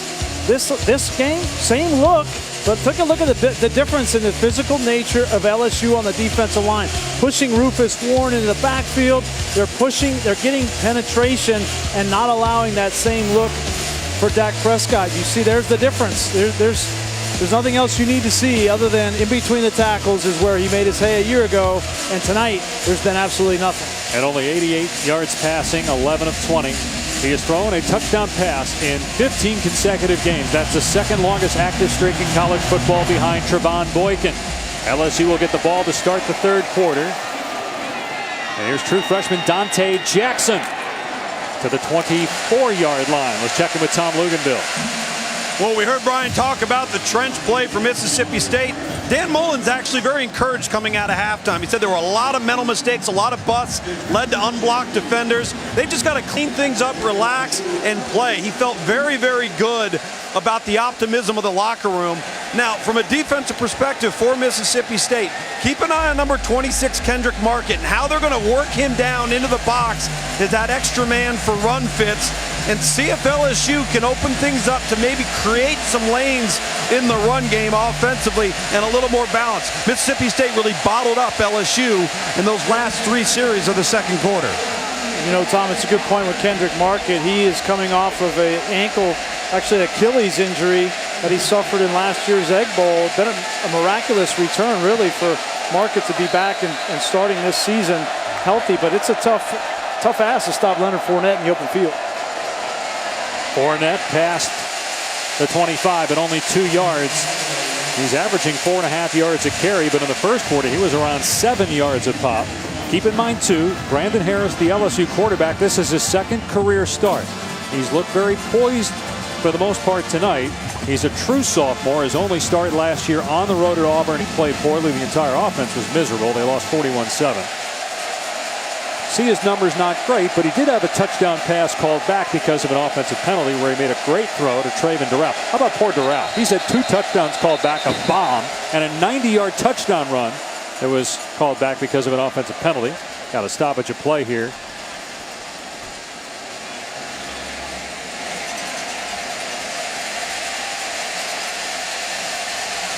And Hubert not going to tell us what's going on. So 2nd down and 8 at the 26.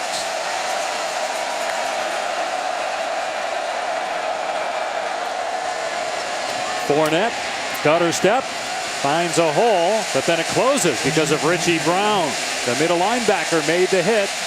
3rd down coming up. All right, if Mississippi State is going to get back into this game in the second half, I think it needs to originate on defense. This is a defense that, well documented, they lost a lot of players. 7 starters gone, but they have 5 guys that contributed in 26 career games. They just didn't have any starts. They have a lot of experience. Guys like Chris Jones and Will Redmond, Richie Brown, they just hadn't had a whole lot of starts. Maybe some confidence after the way they played late in that second quarter. Can they get a stop here in 3rd and 5? They're going to rush 4, and the pass is complete to the tight end Colin Jeter, but he was covered beautifully. Beniquez Brown over there to make the stop, and so LSU goes 3 and out to start the 3rd. You want to talk about establishing an attitude. Take a look at Chris Jones. He's going to come right here, right in the middle, over 64, the guard. This is just power and explosion. It affects the throw from Brandon Harris, but I think Chris Jones is not going to be ready to play in the second half. We'll see if they can match the intensity of this offensive line for LSU. Now can Mississippi State do anything on offense? The defense has calmed down. Here's Ross on the punt return. Makes the first man miss. Ross gets rid of another defender, and they can't bring him down. What a return. And the cowbells are ringing now here in Starkville.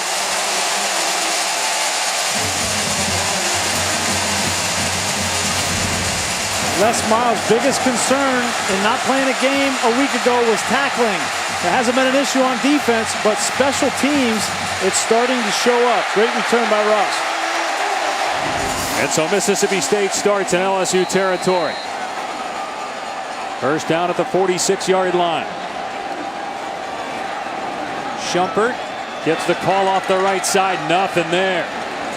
Deion Jones, who's replacing Quan Alexander now in the NFL, makes the tackle on the play. 2nd down and 10. First-year defensive coordinator Kevin Steele. Remember, John Chavis was here the last 6 years. He's now at Texas A&M. Kevin Steele was an assistant at Alabama, former D coordinator at Clemson. He's now in charge of the Tiger D. Prescott with time, everybody covered. Prescott hit, and the pass broken up. Intended for Ross. Ricky Jefferson on the deflection. 3rd down. It's been a lot of man coverage in the secondary and not a lot of windows, and then the pressures really come from the edge. This time to Sean Bauer. It's been Arden Key. It's been Devon Godchow. You have to be really encouraged if you're LSU, Kevin Steele, and Ed Orgeron. He's whipping up this defensive line to get pressure on the quarterback. 3rd down and 8. They're going to spread it out and go 5 wide.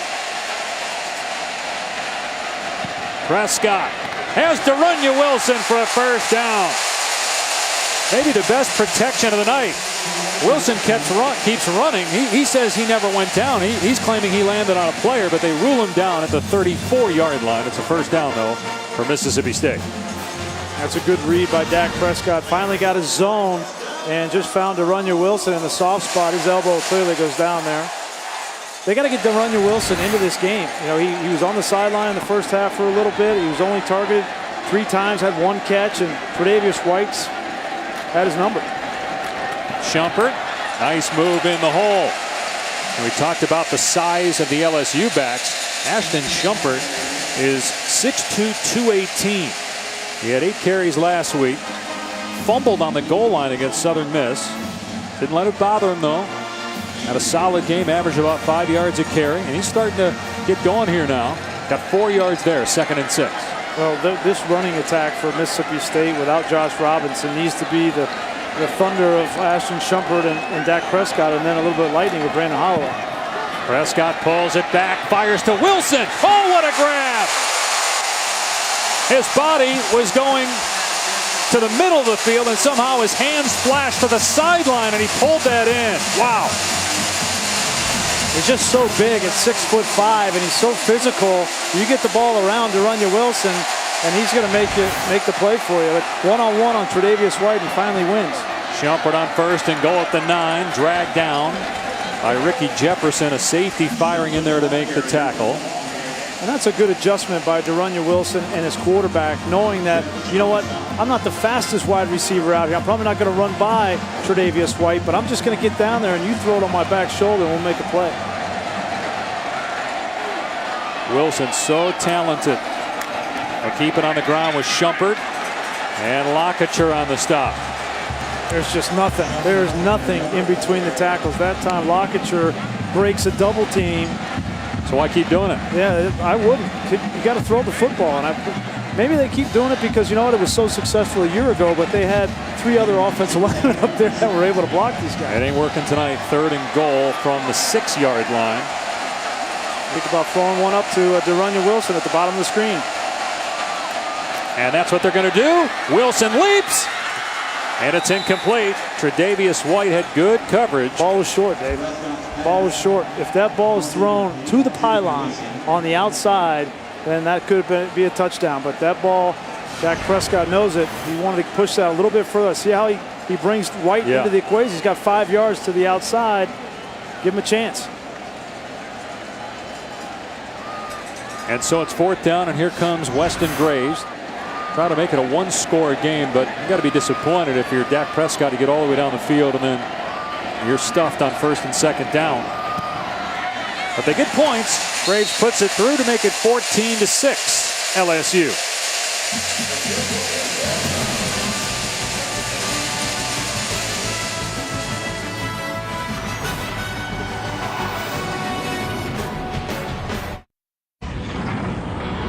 ESPN, home of the college football playoff.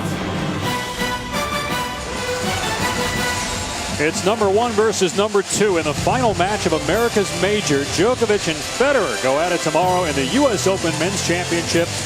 Coverage starts at 3:30 on ESPN, presented by Mercedes-Benz. Should be a great final. Congratulations, Flavia Pannetta. Won the women's title and then promptly retired. That's a mic drop for you, Grease. You had a chance to go to the U.S. Open, didn't you? Was it kind of like this? We had cowbells there? Or was it... Absolutely quiet. It was the Venus-Serena match, and nobody made a sound. Good kickoff. It will come out to the 25. Now, Mississippi State's defense played much better the last quarter plus. Manny Diaz, who was the D coordinator here at Mississippi State, then went to Texas. Spent a year at La Tech last year. Now he replaces Jeff Collins, who's the defensive coordinator at Florida. And LSU, fewer yards in the 2nd quarter than the 1st. In fact, matched Mississippi State in that 2nd quarter. And only 7 yards on their first possession. Had to punt after a 3-and-out. Yeah, this is a defense that has talent. They just need some time to gel.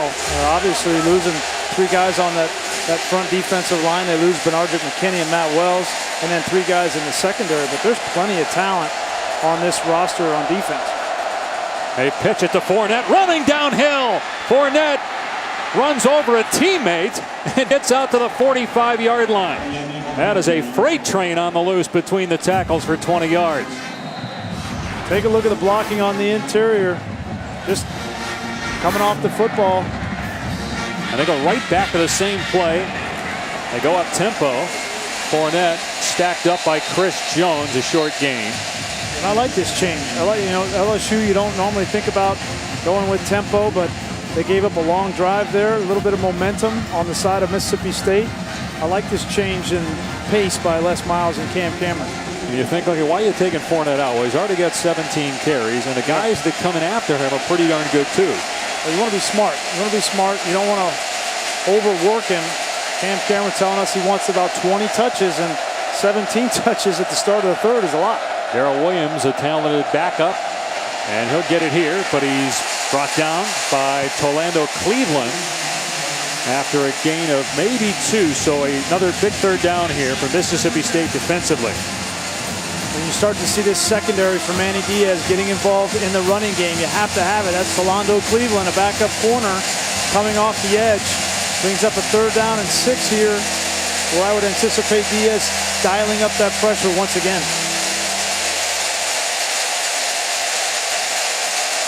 Brandon Harris is 6 of 9 for 58 yards passing in his second career start. Got Williams back there to help protect.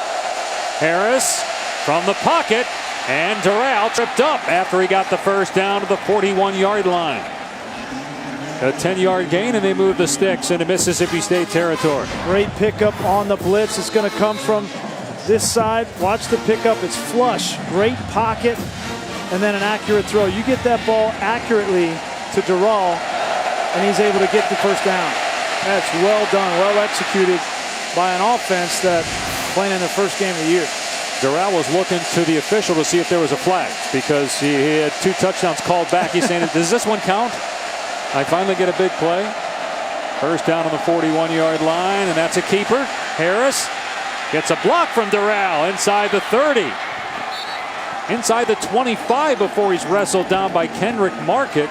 Excellent block by the receiver. Traven Doral out there springing the quarterback, Harris, for a gain of close to 20. This is the element that we don't really know a whole lot about Brandon Harris. We're wondering about him from the pocket making good decisions, but this athleticism, you put this on top of a run action with Leonard Fournette and with some of these other backs, and that's going to have significant sting. Williams stays in the game at running back. First down on the 23-yard line. Here's Williams straight ahead to the 18 for 5. Nelson Adams brings him down. This would really be disheartening for Mississippi State if they give up a touchdown after getting all the way to the 9-yard line. They're moving right along, and then they have to settle for a field goal. Battle of ranked teams here in the SEC with Brian Greasy, Tom Luganville. I'm Dave Pack. That's not a misprint. 65 degrees is the temperature. Normally it's about 85 or 90 this time of year. They pitch it to Fournette. He's outside to the 10, to the 5, and in. Touchdown. That's 3 scores for Leonard Fournette. Did you see him pick up steam as he got the perimeter? That's the burst. I mean, at 230 pounds, you have to respect his ability to come downhill in the power running game in between the tackles. But as soon as you do that, as soon as a linebacker fills inside the tight end, he just bounces it to the outside, and then he has the speed to outrun the secondary. It's really impressive. 75-yard scoring drive. Fournette over 100 yards. His 6th career 100-yard game. A true sophomore. He closed out last season with his best game in the bowl game against Notre Dame with 143 yards and 2 scores. He's got 3 touchdowns tonight as LSU is back in control, leading by 15.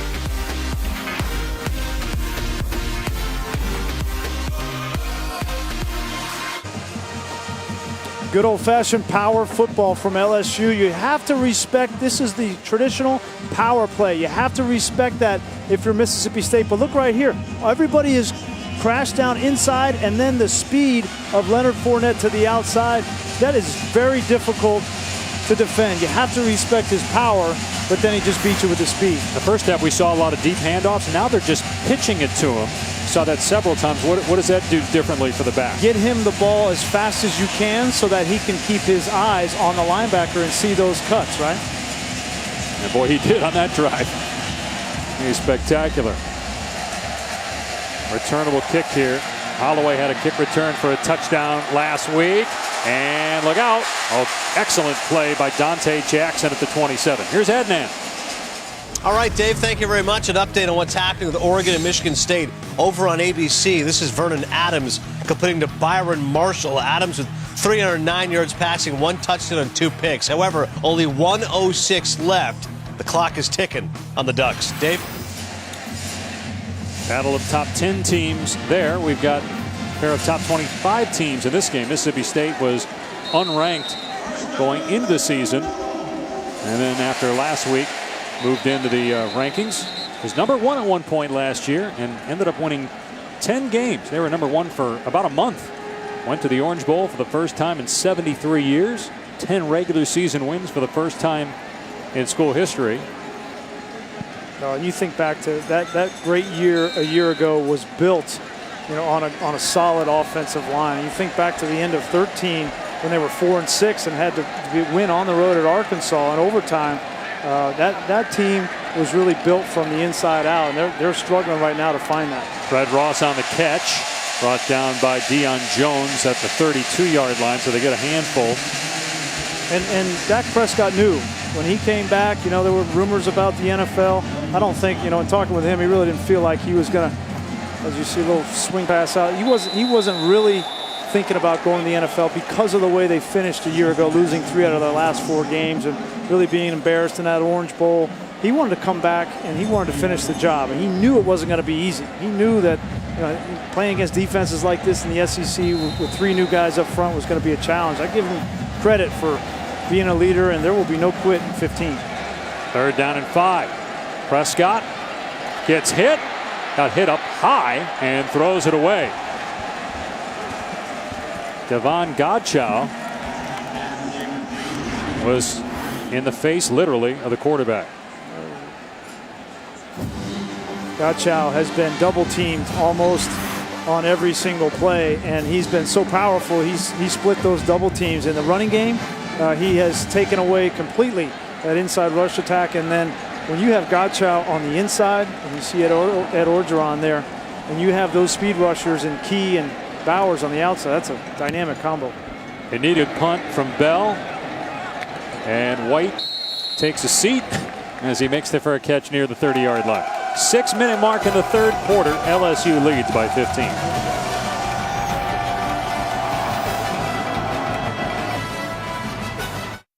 ESPN College Football, brought to you by Mazda. Driving matters. And chocolate milk, trusted by athletes, backed by science. LSU representing here in Starkville, where the Tigers are on top 21-6. 3 rushing touchdowns by Leonard Fournette. Over 100 yards on the day. Over 1,000 yards last year. The track star in high school. Preseason first-team All-SEC back. And it's 1st down for LSU on its 30-yard line. And here's Fournette. Dropped at the 31-yard line. So a 1-yard pickup for Fournette. Brandon Harris beat out Anthony Jennings in camp for the starting job. Jennings started pretty much all of last year, save 1 game, which Harris started, losing at Auburn. What do you think so far? Well, so far so good. I mean, he's just kind of had to manage the game, communicate, which he's done in a hostile environment, protect the football. Going to keep it here, and he's wrapped up right away. Chris Jones, who's lost some weight. Now there's a flag down. May have grabbed the mask of Brandon Harris in the process of getting him to the ground.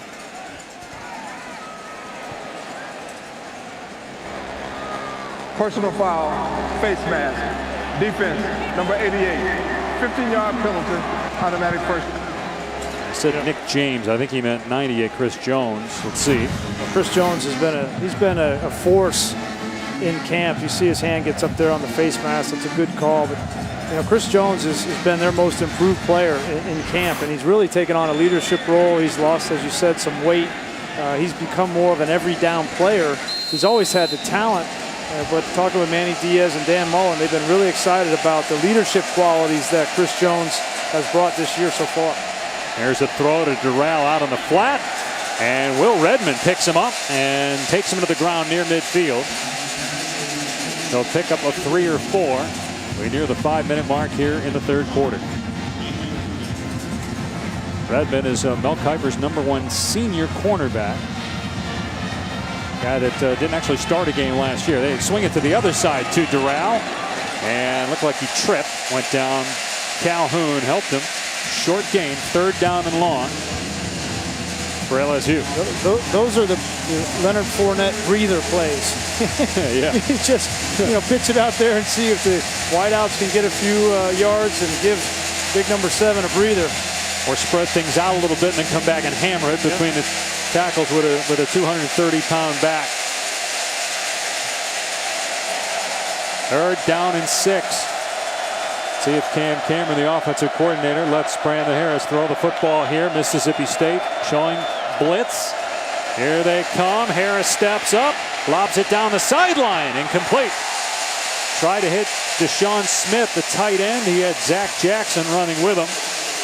So 4th down, and LSU will kick it away. Good coverage there in the back end by Mississippi State. They came in what we call a nickel bear defense. They had 5 guys up around the line of scrimmage and come after the quarterback. If you're going to do that and play man, you got to be able to cover on the back end. And Zach Jackson was up to the challenge. And he's replacing Matt Wells, who was a pretty good linebacker in coverage a year ago. And they're trying to have Jackson fill that role. Ross had a good punt return last time. Not going to get a shot here, though. Fair catch made around the 12. Dak Prescott had a lot of magical moments last year, and they're going to need some of those here to have a shot to win against LSU. He struggled. The offense has only 6 points. Next Saturday, College game day will be in Tuscaloosa at 9 a.m. Eastern time. And then at night, it's Alabama and Ole Miss squaring off. 2 really good games the last couple of years between those 2 schools. We're going to find out something about Chad Kelly. It's been really easy for him so far, but you go into Tuscaloosa against that defense, it's not going to be as easy as it's been. Mississippi State ball, trailing 21-6. Prescott off play action, has time, airing it out, and it is nearly picked off by Kevin Tolliver, but incomplete. Fred Brown was the intended receiver. I'm going to talk about the talent in Baton Rouge. He's true freshman. Take a look at Tolliver. Double move. He doesn't bite. And now he's running stride for stride. No problem. Now I'm in good position. I'll look back for the ball. All he does is just drop the ball, but he did everything else perfectly.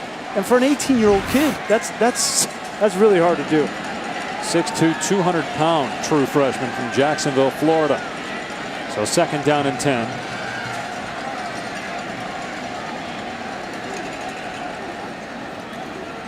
Prescott dumps it off. And here's tight end Justin Johnson. He lost the ball.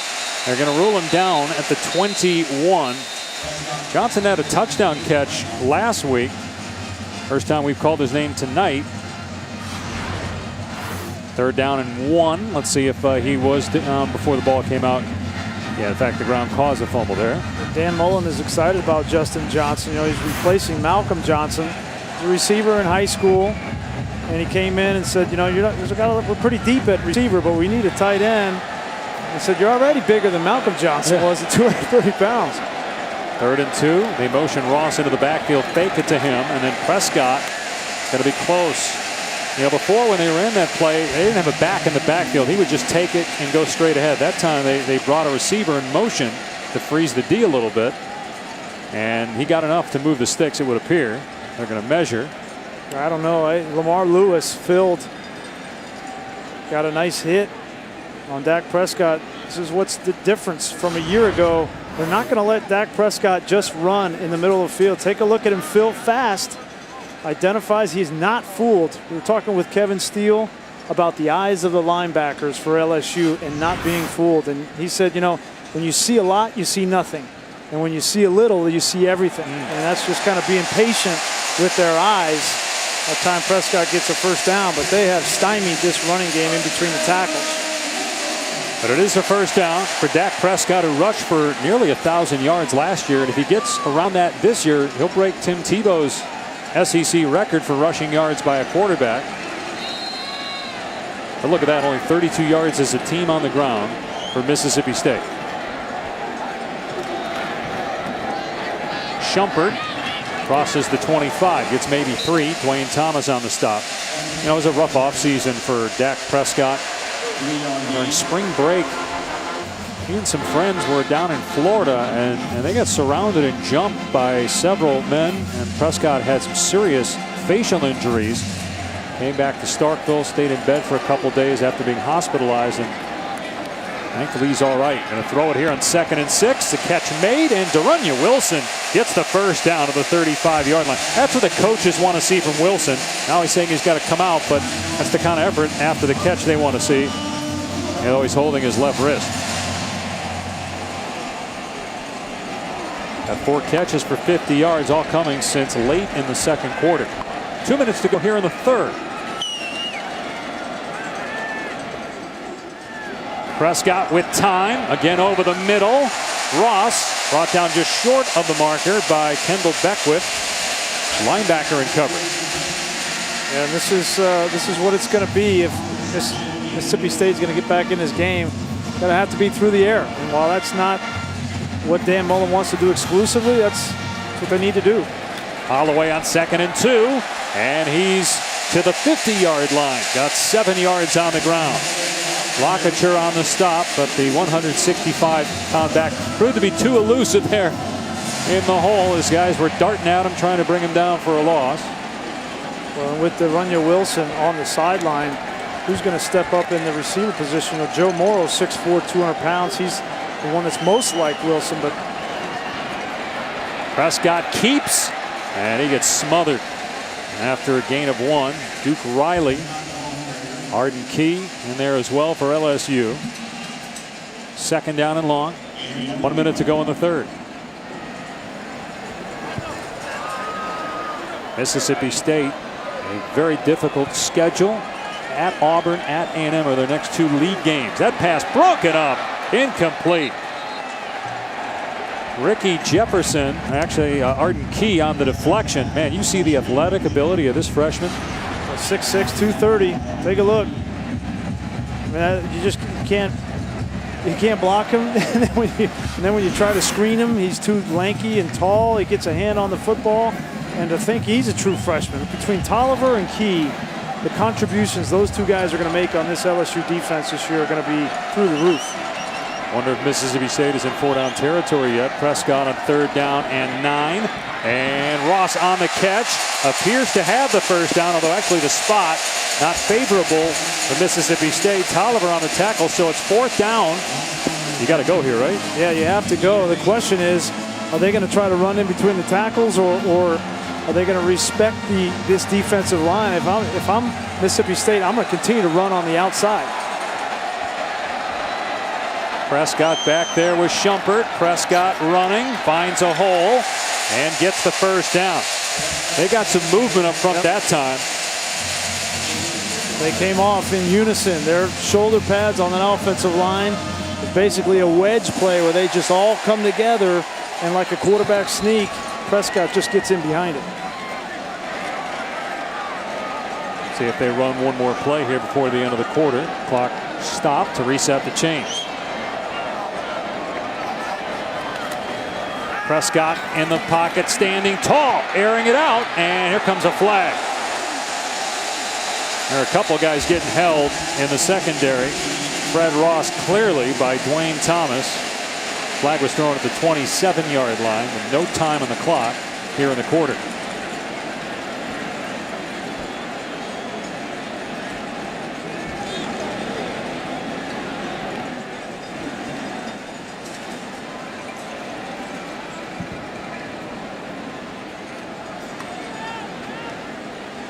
Would be an untimed down here. Oh, Mississippi State would get to run one more play.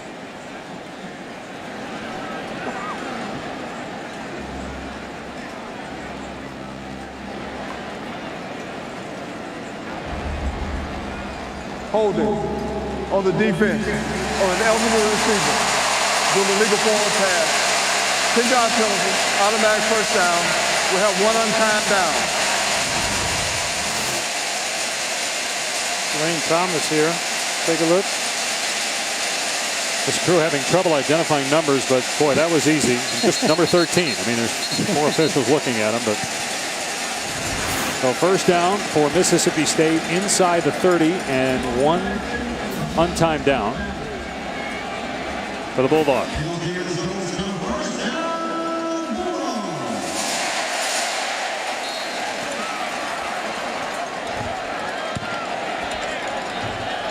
That's Holloway, the smaller back there with Prescott. Prescott fires, open man. It's Gus Wally down near the 10-yard line. So momentum now for Dak Prescott and company going to the fourth quarter.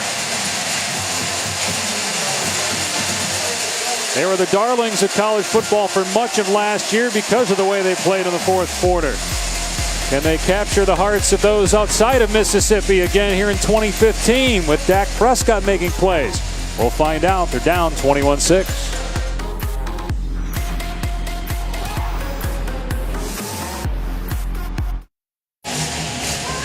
Be on the lookout for Taco Bell student sections and passionate fans like these at games all year long at ESPN.com/Taco Bell to learn how to win a chance to join your school student section at the College Football Playoff. I think it should be a new record here because, you know, the Guinness record for the cowbells needed 30 seconds. It's been 30 seconds. It'll get pretty loud here if they score a touchdown. Their points tonight on a pair of field goals by Weston Graves. They've got a first down at the LSU 11. Prescott to throw. Out of the backfield, it's Holloway inside the 5. He dives and out of bounds around the 3-yard line. That was a play they ran earlier where Holloway dropped the ball. Otherwise, he would have scored. Great design here from Dan Mullen, knowing man coverage. They have 2 wide receivers come inside, and you slip Holloway outside, your fastest player on the offense, and he almost gets in the end zone. Runyon Wilson is back in the game. He left with a left hand injury late in the third quarter. They bring Ross in motion. It's Prescott all the way, and it's a Mississippi State touchdown. But there is a penalty marker down at the 5-yard line.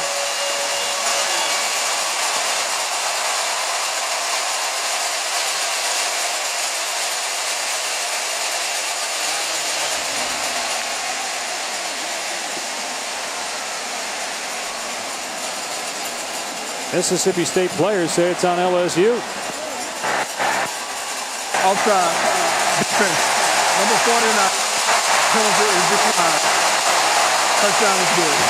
So that's Arden Key. Now, Tom Luganville told us during the break that down from his viewpoint that Rufus Warren was handling Arden Key on that drive, and Key lined up offside there, made the mistake.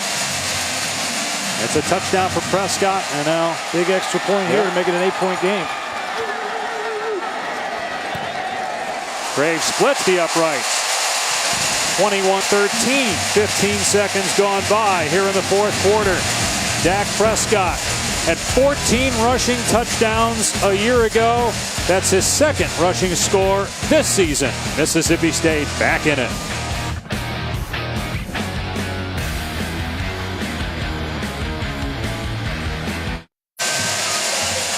John Hevesy giving his offensive linemen some Scooby snacks the way they've been blocking here. On that last drive anyway. Yep. Opening some holes for Dak Prescott on the ground and giving Prescott time to throw. A rushing score for Prescott. And Mississippi State is back within a score, 21-13, early fourth quarter. A matchup of ranked teams here in Starkville. When Brandon Harris comes out on offense for LSU, it'll be the loudest this stadium has been all night.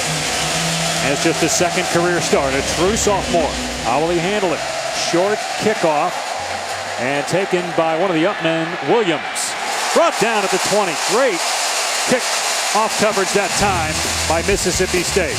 The story for the Tigers, Leonard Fournette. 3 rushing touchdowns in the game.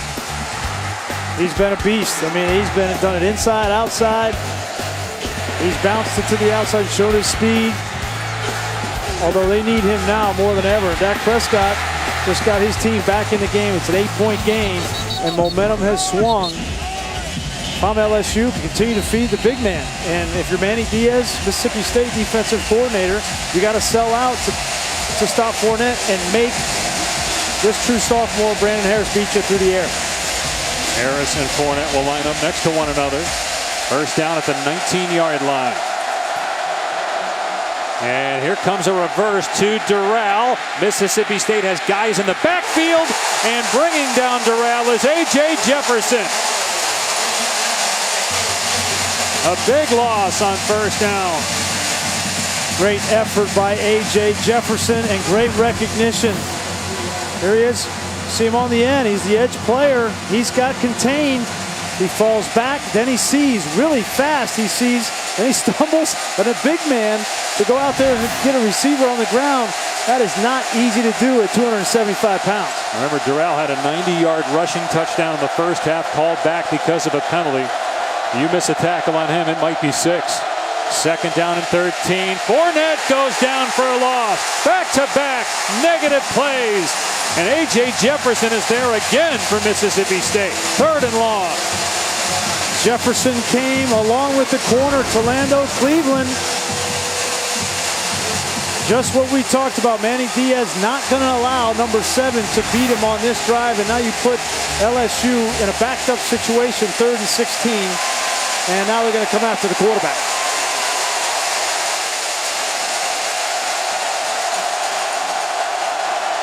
Harris 9 of 13 passing, 71 yards. Play clock down to 3. They'll keep it on the ground, play it safe. And Fournette is mauled at the 18-yard line. Fourth down, a 3 and out for LSU.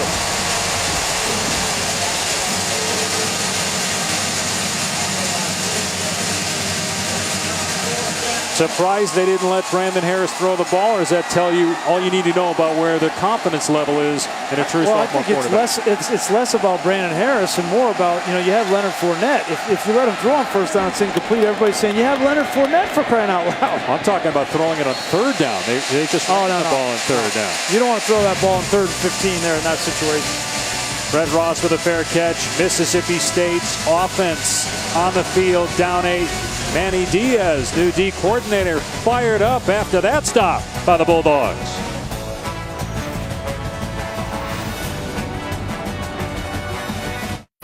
ESPN College Football, brought to you by Reese's Peanut Butter Cups, the perfect combination of chocolate and peanut butter. And T-Mobile, switch to the data strong network. The 109th meeting between Mississippi State and LSU. It's a series that's been dominated by the Tigers. Mississippi State won in Baton Rouge last year, has not won consecutive games against the Tigers in 25 years. They find themselves down by 8, but Heisman Trophy candidate Dak Prescott is in at quarterback. There's a flag down as Prescott's pass is incomplete. Intended for Gus Wally. True freshman Kevin Tolliver again in coverage. They're going to get the left tackle, Rufus Warren, for holding here. He's doing his best. He's been on skates a couple times. Personal foul, hands to the face. Defense, number 57. I think Rufus got away with one there. Automatic first down. Well, they missed that, but they saw what Devon Gottschall did. That's a huge penalty. It'll put the ball at midfield.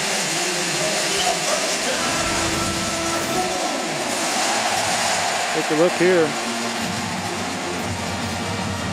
See Rufus Warren holding there. You can see that. Yeah. That's what I saw. Me too. So first down in LSU territory at the 49. Here's Holloway. He gets tagged, but bounces off that tackle and keeps going. They rule him down, though, at the 46-yard line. A gain of 3 on the play. Boy, Deion Jones, we talked a lot about Beckwith and some of these other guys at defensive tackle, but Deion Jones, the new starter, has played well for LSU tonight. Les Miles said this is the fastest linebacking core he's had at LSU, and that's saying something. Second down and 7. They rush 4. Prescott with time. Open is Ross. He's got the first down near the 35-yard line.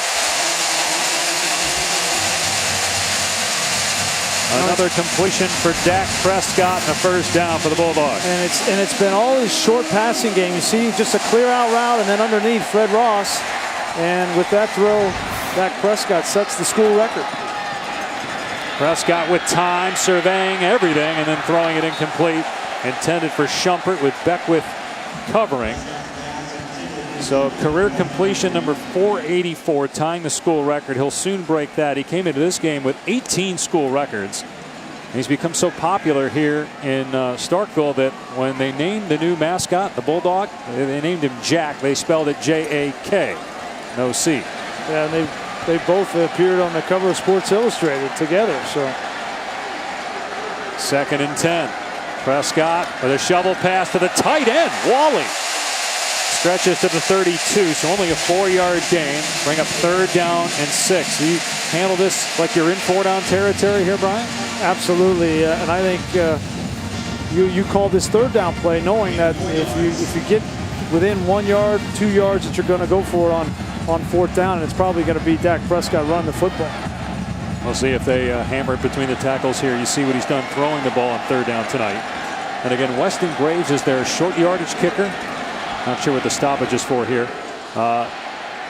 Devin Bell is their long-range kicker, and he did not attempt a field goal last year. Hasn't yet this year. 2 years ago, he was 6 of 14. So one of those longer tries, he struggled. That may factor in too to Dan Mullen's decision-making here with play calls.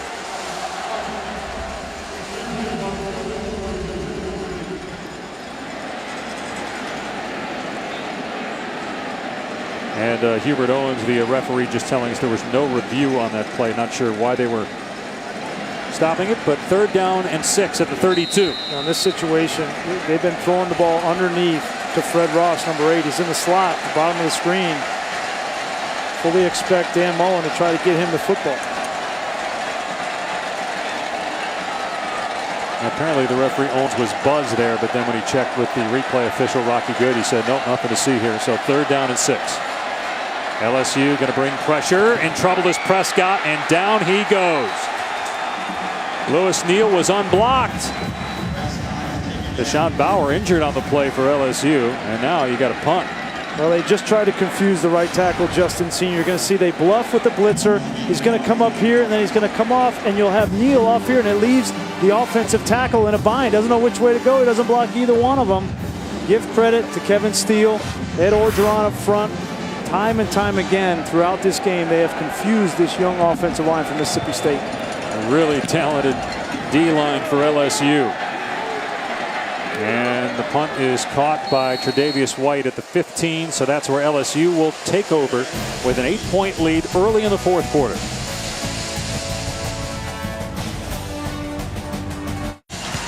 Celebrating its 11th year sponsoring the Good Hands Field Goal Nets, Allstate makes contributions to participating universities' general scholarship funds for each field goal and extra point kick. To date, Allstate has contributed millions in scholarship funds. And you can stream every ESPN college football game live at home or on the go. Just download the Watch ESPN app or visit watchespn.com. Leonard Fournette with 3 rushing touchdowns. He'll get the carry on 1st and 10. He's loose in the secondary. Brought down a yard shy of the 1st down by Zach Jackson. He's already over 100 yards on the night. More than 20 attempts for Leonard Fournette in the game. If you're Mississippi State, you got to be careful. If you're selling out in blitz situations, that you leave a crease for number 7.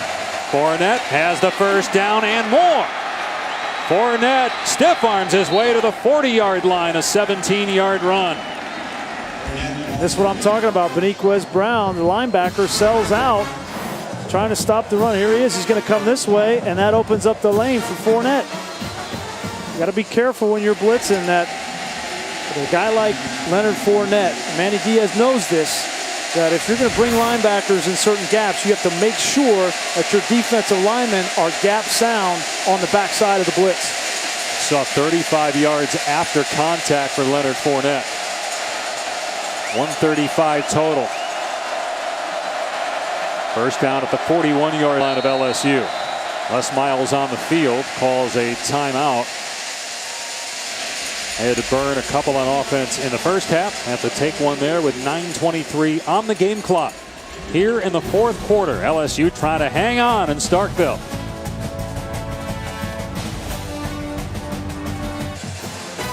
Got a terrific SEC doubleheader on ESPN next Saturday. College football primetime presented by Hilton. Georgia, South Carolina, followed by Ole Miss and Alabama at 9:15. Game day will be in Tuscaloosa next week as well. Here, LSU on top of Mississippi State, 21-13. This will be the 50th offensive play run by the Tigers. And so far, only 13 passing plays. See if they keep it on the ground with Fournette. He's touched it on the last 2 plays. He's got 23 carries, 3 touchdowns in the game. They'll pitch it to him running downhill. And he's drilled. Gets a couple of yards. Let's go to Tom. Guys, I'm standing in the back line of the end zone here, the closed end of the stadium. This is the first time in the last 3 series that LSU's been able to get out of this end zone and then also stay ahead of the chains on early downs to quiet down these cowbells, give Brandon Harris an opportunity to operate the offense. Now what I'm seeing, though, are the calls are being made for Brandon right now from the sideline. Even when he's under center, he's taking a look at that sideline to get the final call to try and temper this noise. He's got Williams in there now for Fournette, and he'll hand it to Williams, who'll lose yardage. Ryan Brown was in the backfield to greet him. So is Beniquez Brown. And now Brandon Harris in that 3rd and long for the 2nd straight possession. They didn't let him throw it last time. You're a little bit further away, as Tom said, from your end zone. Do you do it here? Yeah, I think you're okay to throw the ball here. Last was 3rd and 16 inside your own 10. Here it's 3rd and 11 at the 40. You know, but something safe. Find one of your guys, Dural or Malachi Dupree, give him a chance on an underneath route. Maybe they break a tackle, get a first down. And Dupree had a great first quarter. We haven't really called his name since. 3rd down and 11 at the 40-yard line. He will throw. Harris flushed out. Now he's going to take off. He's across the 45 and has the first down. He picks up 12 on the run.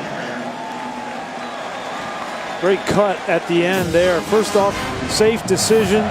Good decision to run. Use your athletic ability. Loss of contain by Mississippi State defensive line. Then he cuts inside to Lando Cleveland. Cleveland is taught to keep leverage. Don't let him outside, but Brandon Harris just puts his shoulder pads down and gets a huge first down for his team. 48 yards rushing, 71 yards passing for Harris, and they have the ball now in Mississippi State territory. 7.5 to go. Darrell Williams remains in the game at tailback for Fournette. And he'll get it. Huge hole inside the 40. Breaks it to the outside. There's a flag down. Williams is inside the 20-yard line. Let's see what the penalty flag is for. Thrown at the 39-yard line. That's on LSU. That would negate a run of about 27 yards. And it's coming back. It looked like Tevez Calhoun, the corner for Mississippi State, was trying to get inside to get a hit on Williams. He fell down. Offense, number 65, 10-yard penalty from the spot of the foul. Still first down. The left tackle, Gerald Hawkins. Yep. There he is right here. There's Gerald Hawkins. He gets up on the linebacker, Richie Brown. Does he have his left hand on the shoulder pad? Yes, he does. And that's, you know, when you're out in space, there's no height.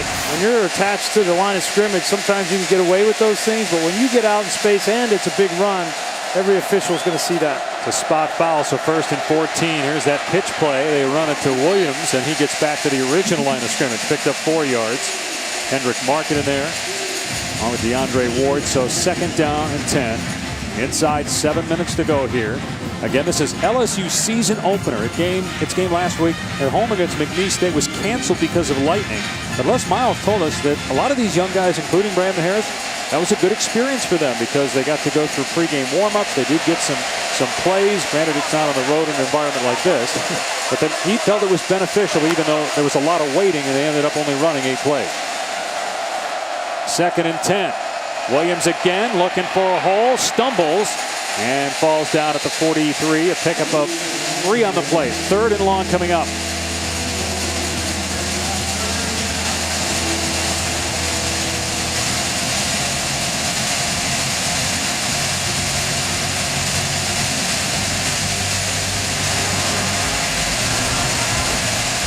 So many learning experiences for Brandon Harris.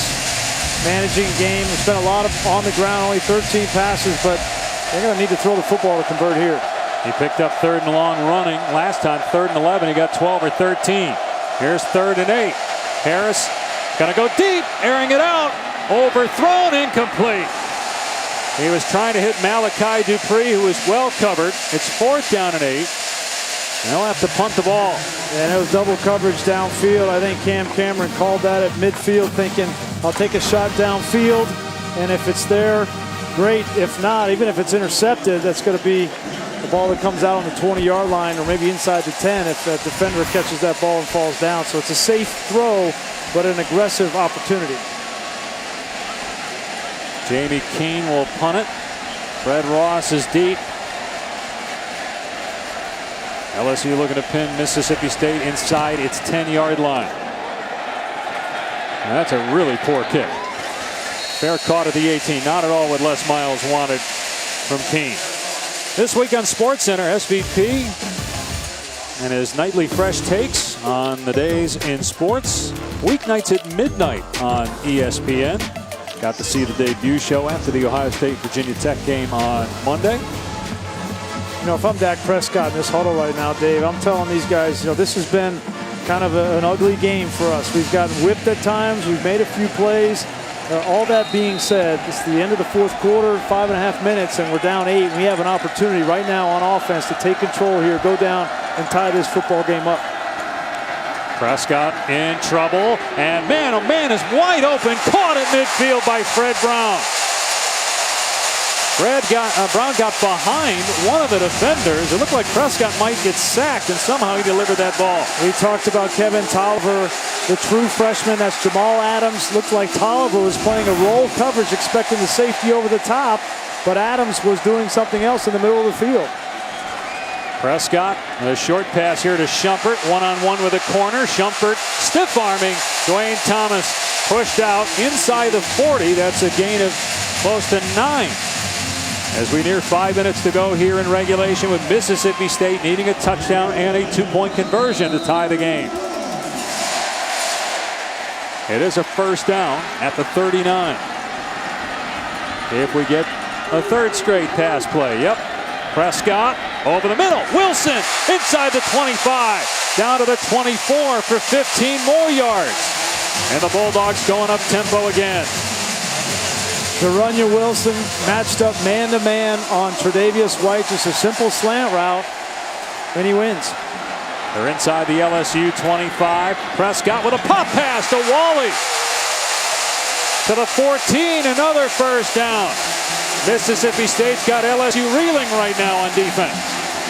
And LSU should not be biting on any play fakes because it's been all pass. There's no reason for them to come up from the linebacker position and get caught.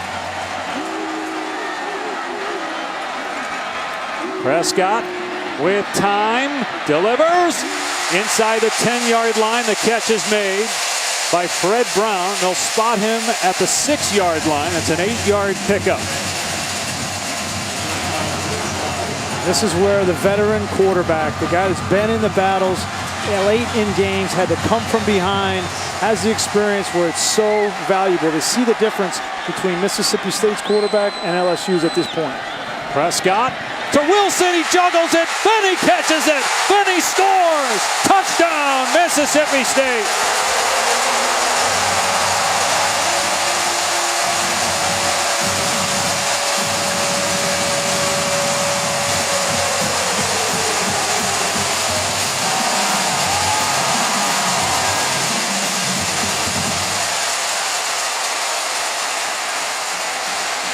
All-important 2-point conversion here, Dave. And let's say they threw it every play. Do you throw it again? They threw it every play on that drive. Right now, Darunya Wilson has Tre'Davious White's number. 2 huge catches on that drive. And this 2-point conversion, if it's one-on-one, which it is, again, on the outside, I'm going to give him a chance to go up and get it. Prescott to throw, wide open, Shumpert on the ground. He couldn't hang on. He could not hang on. And LSU leads by 2 with 4 minutes to go. That would have been a great catch if Shumpert could have pulled that in. This is a tough throw for a quarterback. A guy running directly away from you. This ball is thrown a little bit behind Shumpert. In all fairness, he's running upfield. He could look like he was going to make that play until his back hit the ground. Could have been a better throw, but he certainly could have caught it as well. Great design, though. That was the only incompletion for Prescott that drive. He was 6 of 6, over 80 yards, including his touchdown pass to De'Runnya Wilson. Great concentration by Wilson. You saw Deion Jones coming full speed, and Wilson hadn't made that catch yet. He didn't know if he's going to get hit or not. And to keep that concentration and come down with that football, even though they don't get the 2-point conversion, still 4 minutes left in this game, and Mississippi State has all 3 timeouts, and a field goal would win it. Man, how good is Dak Prescott? Everybody, last year, nobody knew who he was. And then in November, everybody knew who he was. And then he went from a guy that was on everybody's Heisman Trophy list in the top 3, ended up finishing 8th. Most people weren't thinking about him as a Heisman candidate coming into this year because Mississippi State lost so many starters, but you see why this kid is a great player. Let's check in with Tom down on the field. Right now, Dak Prescott's going to each and every player on this defensive squad, and he's patting on, he's patting helmets. This is a very energetic sideline with a head coach in Dan Mullen that's got a smile on his face.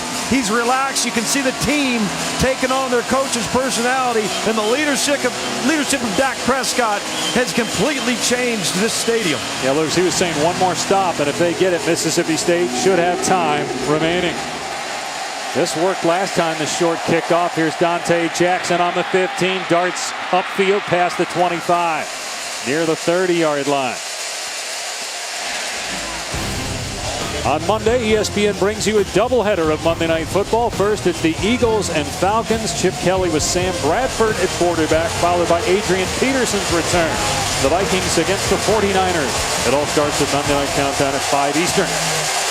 All right, it's been pretty conservative from LSU, running the football on 1st and 2nd down and then getting in 3rd and long situations. With this noise and with this momentum, I think Cam Cameron's got to think about potentially running some play action, safe throws on 1st down because Mississippi State is selling out to stop Fournette. And after Fournette got those 2 first downs initially on that drive, he came out and Darrell Williams was in.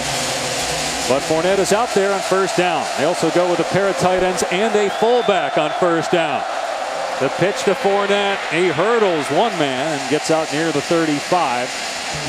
That's 6 yards on 1st down. See if LSU takes some time off the clock here. Cam Cameron, the offensive coordinator. Longtime NFL assistant coach, was the head coach at Indiana, head coach of the Miami Dolphins for a year. Big part of the Ravens' success before taking the LSU job. Had a cancer scare, prostate cancer this summer, but received a clean bill of health after treatment. Told us yesterday he's doing great. Got a stoppage of play here. And when he likes to run play action, it's usually a bootleg or it's off of that power action with the fullback in the flat. 2nd down and 4. Mississippi State 10 in the box. Here's big number 7. Got the 1st down and Fournette dragging defenders. They finally push him back. Forward progress stopped at the 43. It's an 8-yard run. A 1st down. Just outside 3 minutes left. Now after those 2 runs right there, there will be no passing on this unless it's 3rd and 8, because if everybody in the building knows you're going to run the football and your offensive line comes off and you got that man right there, number 7, running like that with 2 hands, securing the football, there is no reason to do anything else but hand it to him. A career high 151 yards for the true sophomore. 3 touchdowns in the game, all of LSU's points. 1st down at the 43, 2:40 and counting. Fournette again. And they can't wrap him up. Fournette backs his way to midfield. And that offensive line right now pushing Mississippi State off the ball. 7-yard run. That clock ticking. The next snap will come inside 2 minutes. As far as offensive lines go, this is the pinnacle. This is what you work for, right? The quarterbacks, touchdowns and running backs and yards and all those things. For those 5 guys up front for LSU, there is no better feeling on the road in a hostile environment with the game on the line to put it on their back and say, we do not need to throw the football. You just run right behind us. This is it. 10 in the box again. Everybody on the line of scrimmage. 2nd down and 3. Williams won't get it. Brought down at the line of scrimmage by Richie Brown. 3rd down. Does Mississippi State use a timeout? They've got 3 remaining. 1:47 on the clock. Yes, they're going to take a timeout here.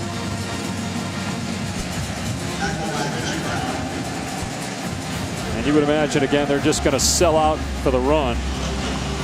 But you talked about it. Look, LSU is so talented, and we know about Leonard Fournette and the guys they have on the outside. But Brandon Harris, can he make a play? And if you're Cam Cameron, do you even think about putting it in his hands here, knowing that Mississippi State is selling out, expecting Fournette to get it? I'm going to run it just because of the way they've been coming off the football. I'm going to get Fournette back in the game. At worst, I want to burn one of their timeouts. They still have 2 timeouts left, so I fully anticipate them run the football and then kick the football, run all the way down, kick the football inside the 10-yard line. They only have 1 timeout left in about less than a minute. Mississippi State's defense, you wonder how tired are they? Well, we're going to find out if they don't get this 1st down here. But and that D-line's been out there a lot, and there's been a lot of play inside that phone booth tonight. It's been a physical game. I mean, we knew coming in, first rivalry game in the SEC West, we knew this was going to be a physical knockdown game. 3rd down and 3 at midfield.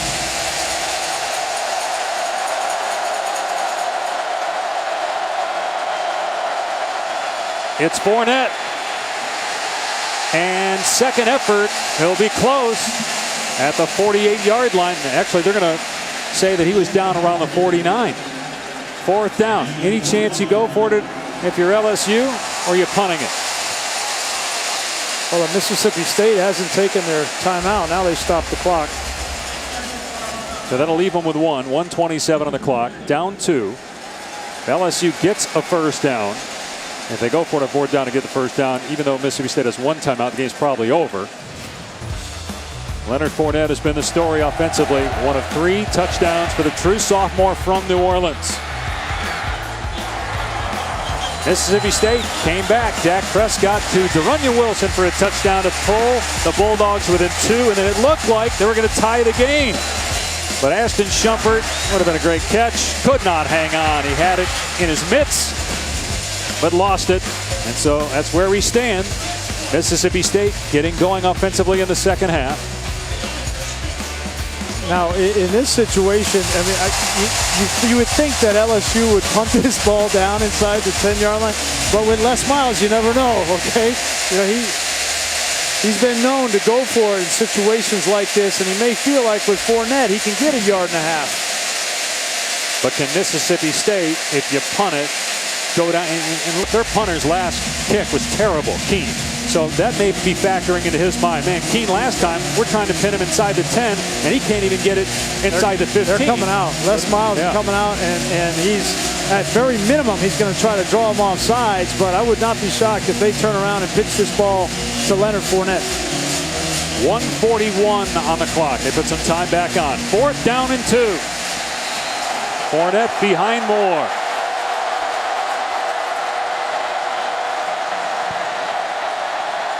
Trying to draw him off. And then, And Mississippi State not biting. Nope. Play clock at 5. It's worth a shot. It's worth a shot. Don't harm you at all. Burn a timeout. So Jamie Keene, the senior punter from Australia, who normally is excellent, 2nd team All-SEC, had a 4 punt last time. Still 4th down. Can he pin Mississippi State inside the 10 here? And remember, the last drive, Dak Prescott was hot. 6 completions in a row, touchdown. They didn't take much time at all, and they don't need a touchdown. All he needs is a field goal, 1 minute and 40 seconds and a timeout. That's a ton of time. And again, it didn't hurt that drive started around the 20 instead of around the 10 when LSU was punting from the Mississippi State 44-yard line. Fred Ross done a good job on return so far. They took the delay of game there instead of burning the timeout, and a much better punt here by Keene.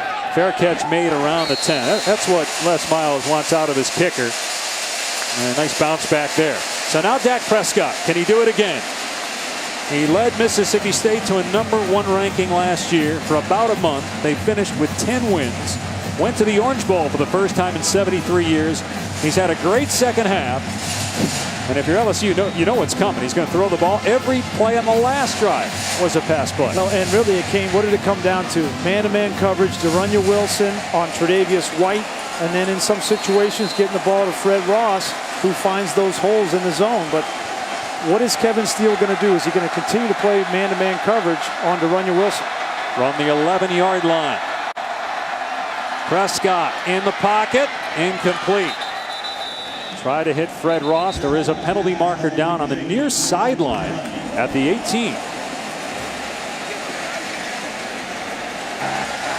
Offside, defense, number 49, 5-yard penalty, still first down. That's twice Arden Key, the true freshman, has been offside here in the second half for LSU. Well, and he's trying to get to the quarterback. He's young, he's excited. He's got a tight end converted to a left tackle he's going against. Bottom of the screen. Got to be smart. Prescott in traffic, delivers. And breaking a tackle at the 30-yard line is Fred Ross. Out to the 32. The clock will stop as they reset the chain. You don't need to be in a rush if you're Dak Prescott, but you do have to have a sense of urgency here with the clock. Ball on the 34, a minute 15 and counting, one timeout left. Four-man rush. Prescott looks and finds Fred Brown short of the marker, so the clock is running. Ball at the 42-yard line, or did he get the first down? No, he did get it. Enough to move the chains, so those hook routes, Dave, have been there all second half. I would keep throwing it. Prescott in trouble, throws it up for grabs, incomplete. Wilson trying to come out of his break and chase that one down. And Kendall Beckwith had pressure in the backfield, second down. It's a great play there by Dak Prescott. They wanted a pump and go on the near side. It wasn't there. He knew he was under pressure. If he takes a sack, it's catastrophic. Throw the football away. Sometimes your best play in the 2-minute drill is an incompletion, stop the clock. And the difference between a fifth-year guy and a second-year player that the LSU has at quarterback. Second and 10. Prescott finds Wilson. Clock running. Ball in midfield. 46 seconds to use the timeout. I would take a timeout here and let my guys catch their breath, because they've been running 3-4 routes in a row. You can always spike the football to kick the field goal when you get down there. Now you're at 3rd down and 4. Prescott. Complete, first down. Gus Wally on the catch inside the 40. The clock will stop as they reset the chains with 28 seconds left, and they hang on to that timeout.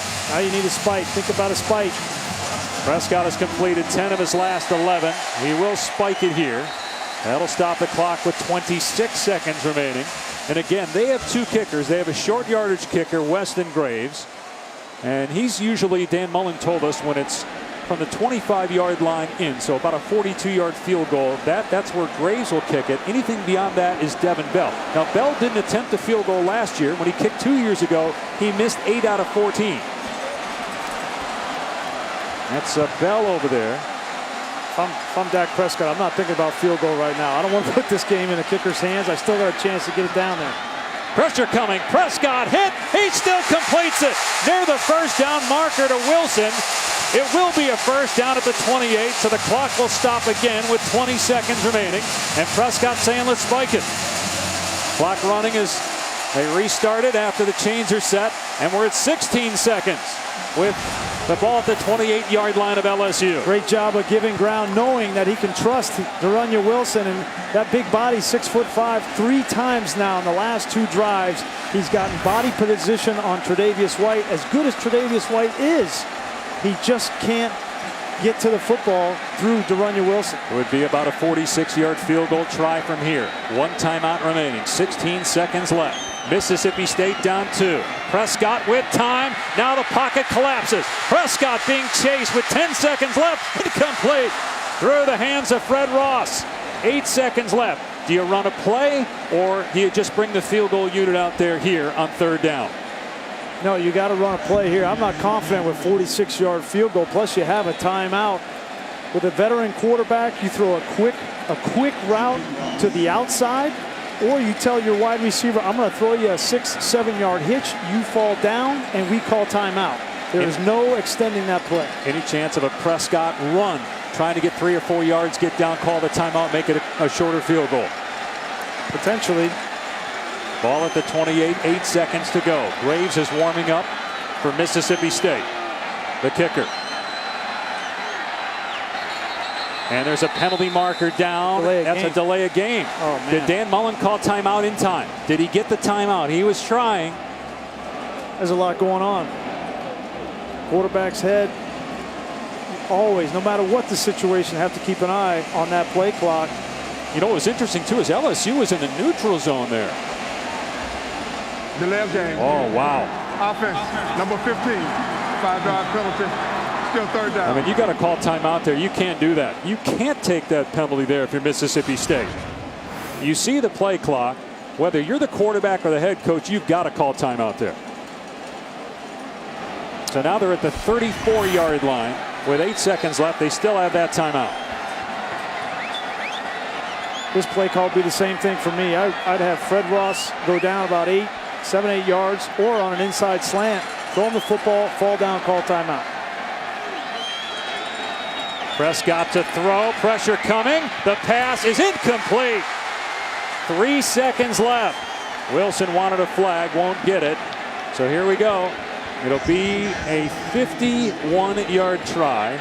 The last game-winning field goal for Mississippi State was back in 1997, a 53-yarder, and they're bringing in Devin Bell. You got to try it. Before we get to this kick, give credit to Tre'Davious White. He finally made a play on De'Runnya Wilson on the slant route. 51 or 52. It's in that range. It's going to be officially a 52-yard try to win the game for Mississippi State. 3 seconds to go. Will LSU call a timeout here? Yep. Les Miles will burn one, make Devin Bell, who again, no field goals last year. No attempts. 2 years ago, he was 6 of 14. And now he's out there with a chance to beat LSU if he can put it through the uprights. The only thing he's got going for him right now is that, you know, there's not a high percentage he's going to make. There's a long ways, a lot that can go wrong. If it was a 38-yard field goal and everybody expects him to make it, then there's a little more pressure on him, and I think the freeze tactic helps. But right now, Devin Bell's like, look, I'm not the normal field goal kicker. Listen, I'm going to go out there and I'm going to boot this thing, and hopefully it goes through. But I don't think he's feeling a whole lot of pressure right now. Mississippi State was down 21-6. LSU was up 14-0 in the first quarter. But now the Bulldogs with a chance to win the game.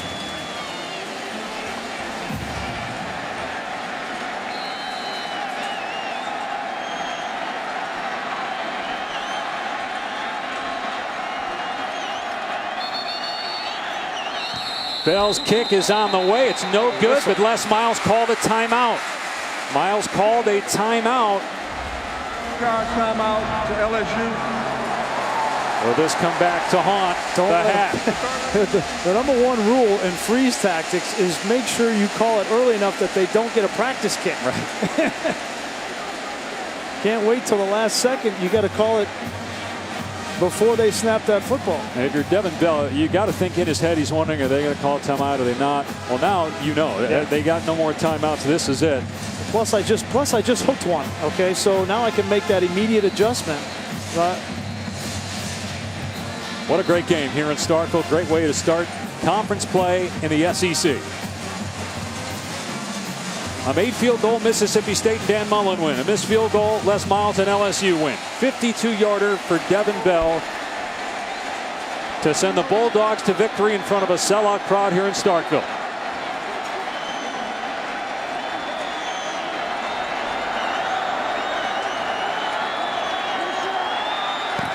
Kick on the way. Will it hook?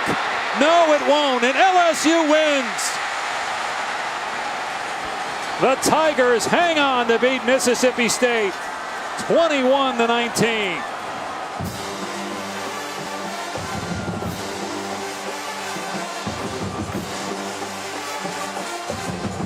Leonard Fournette did all the scoring for LSU with 3 rushing touchdowns.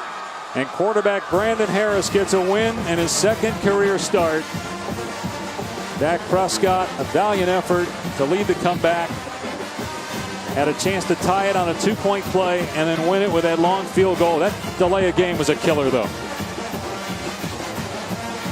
Final score, LSU 21, Mississippi State 19. Coming up next on ESPN, it's SportsCenter. So long from now, for now, from Starkville.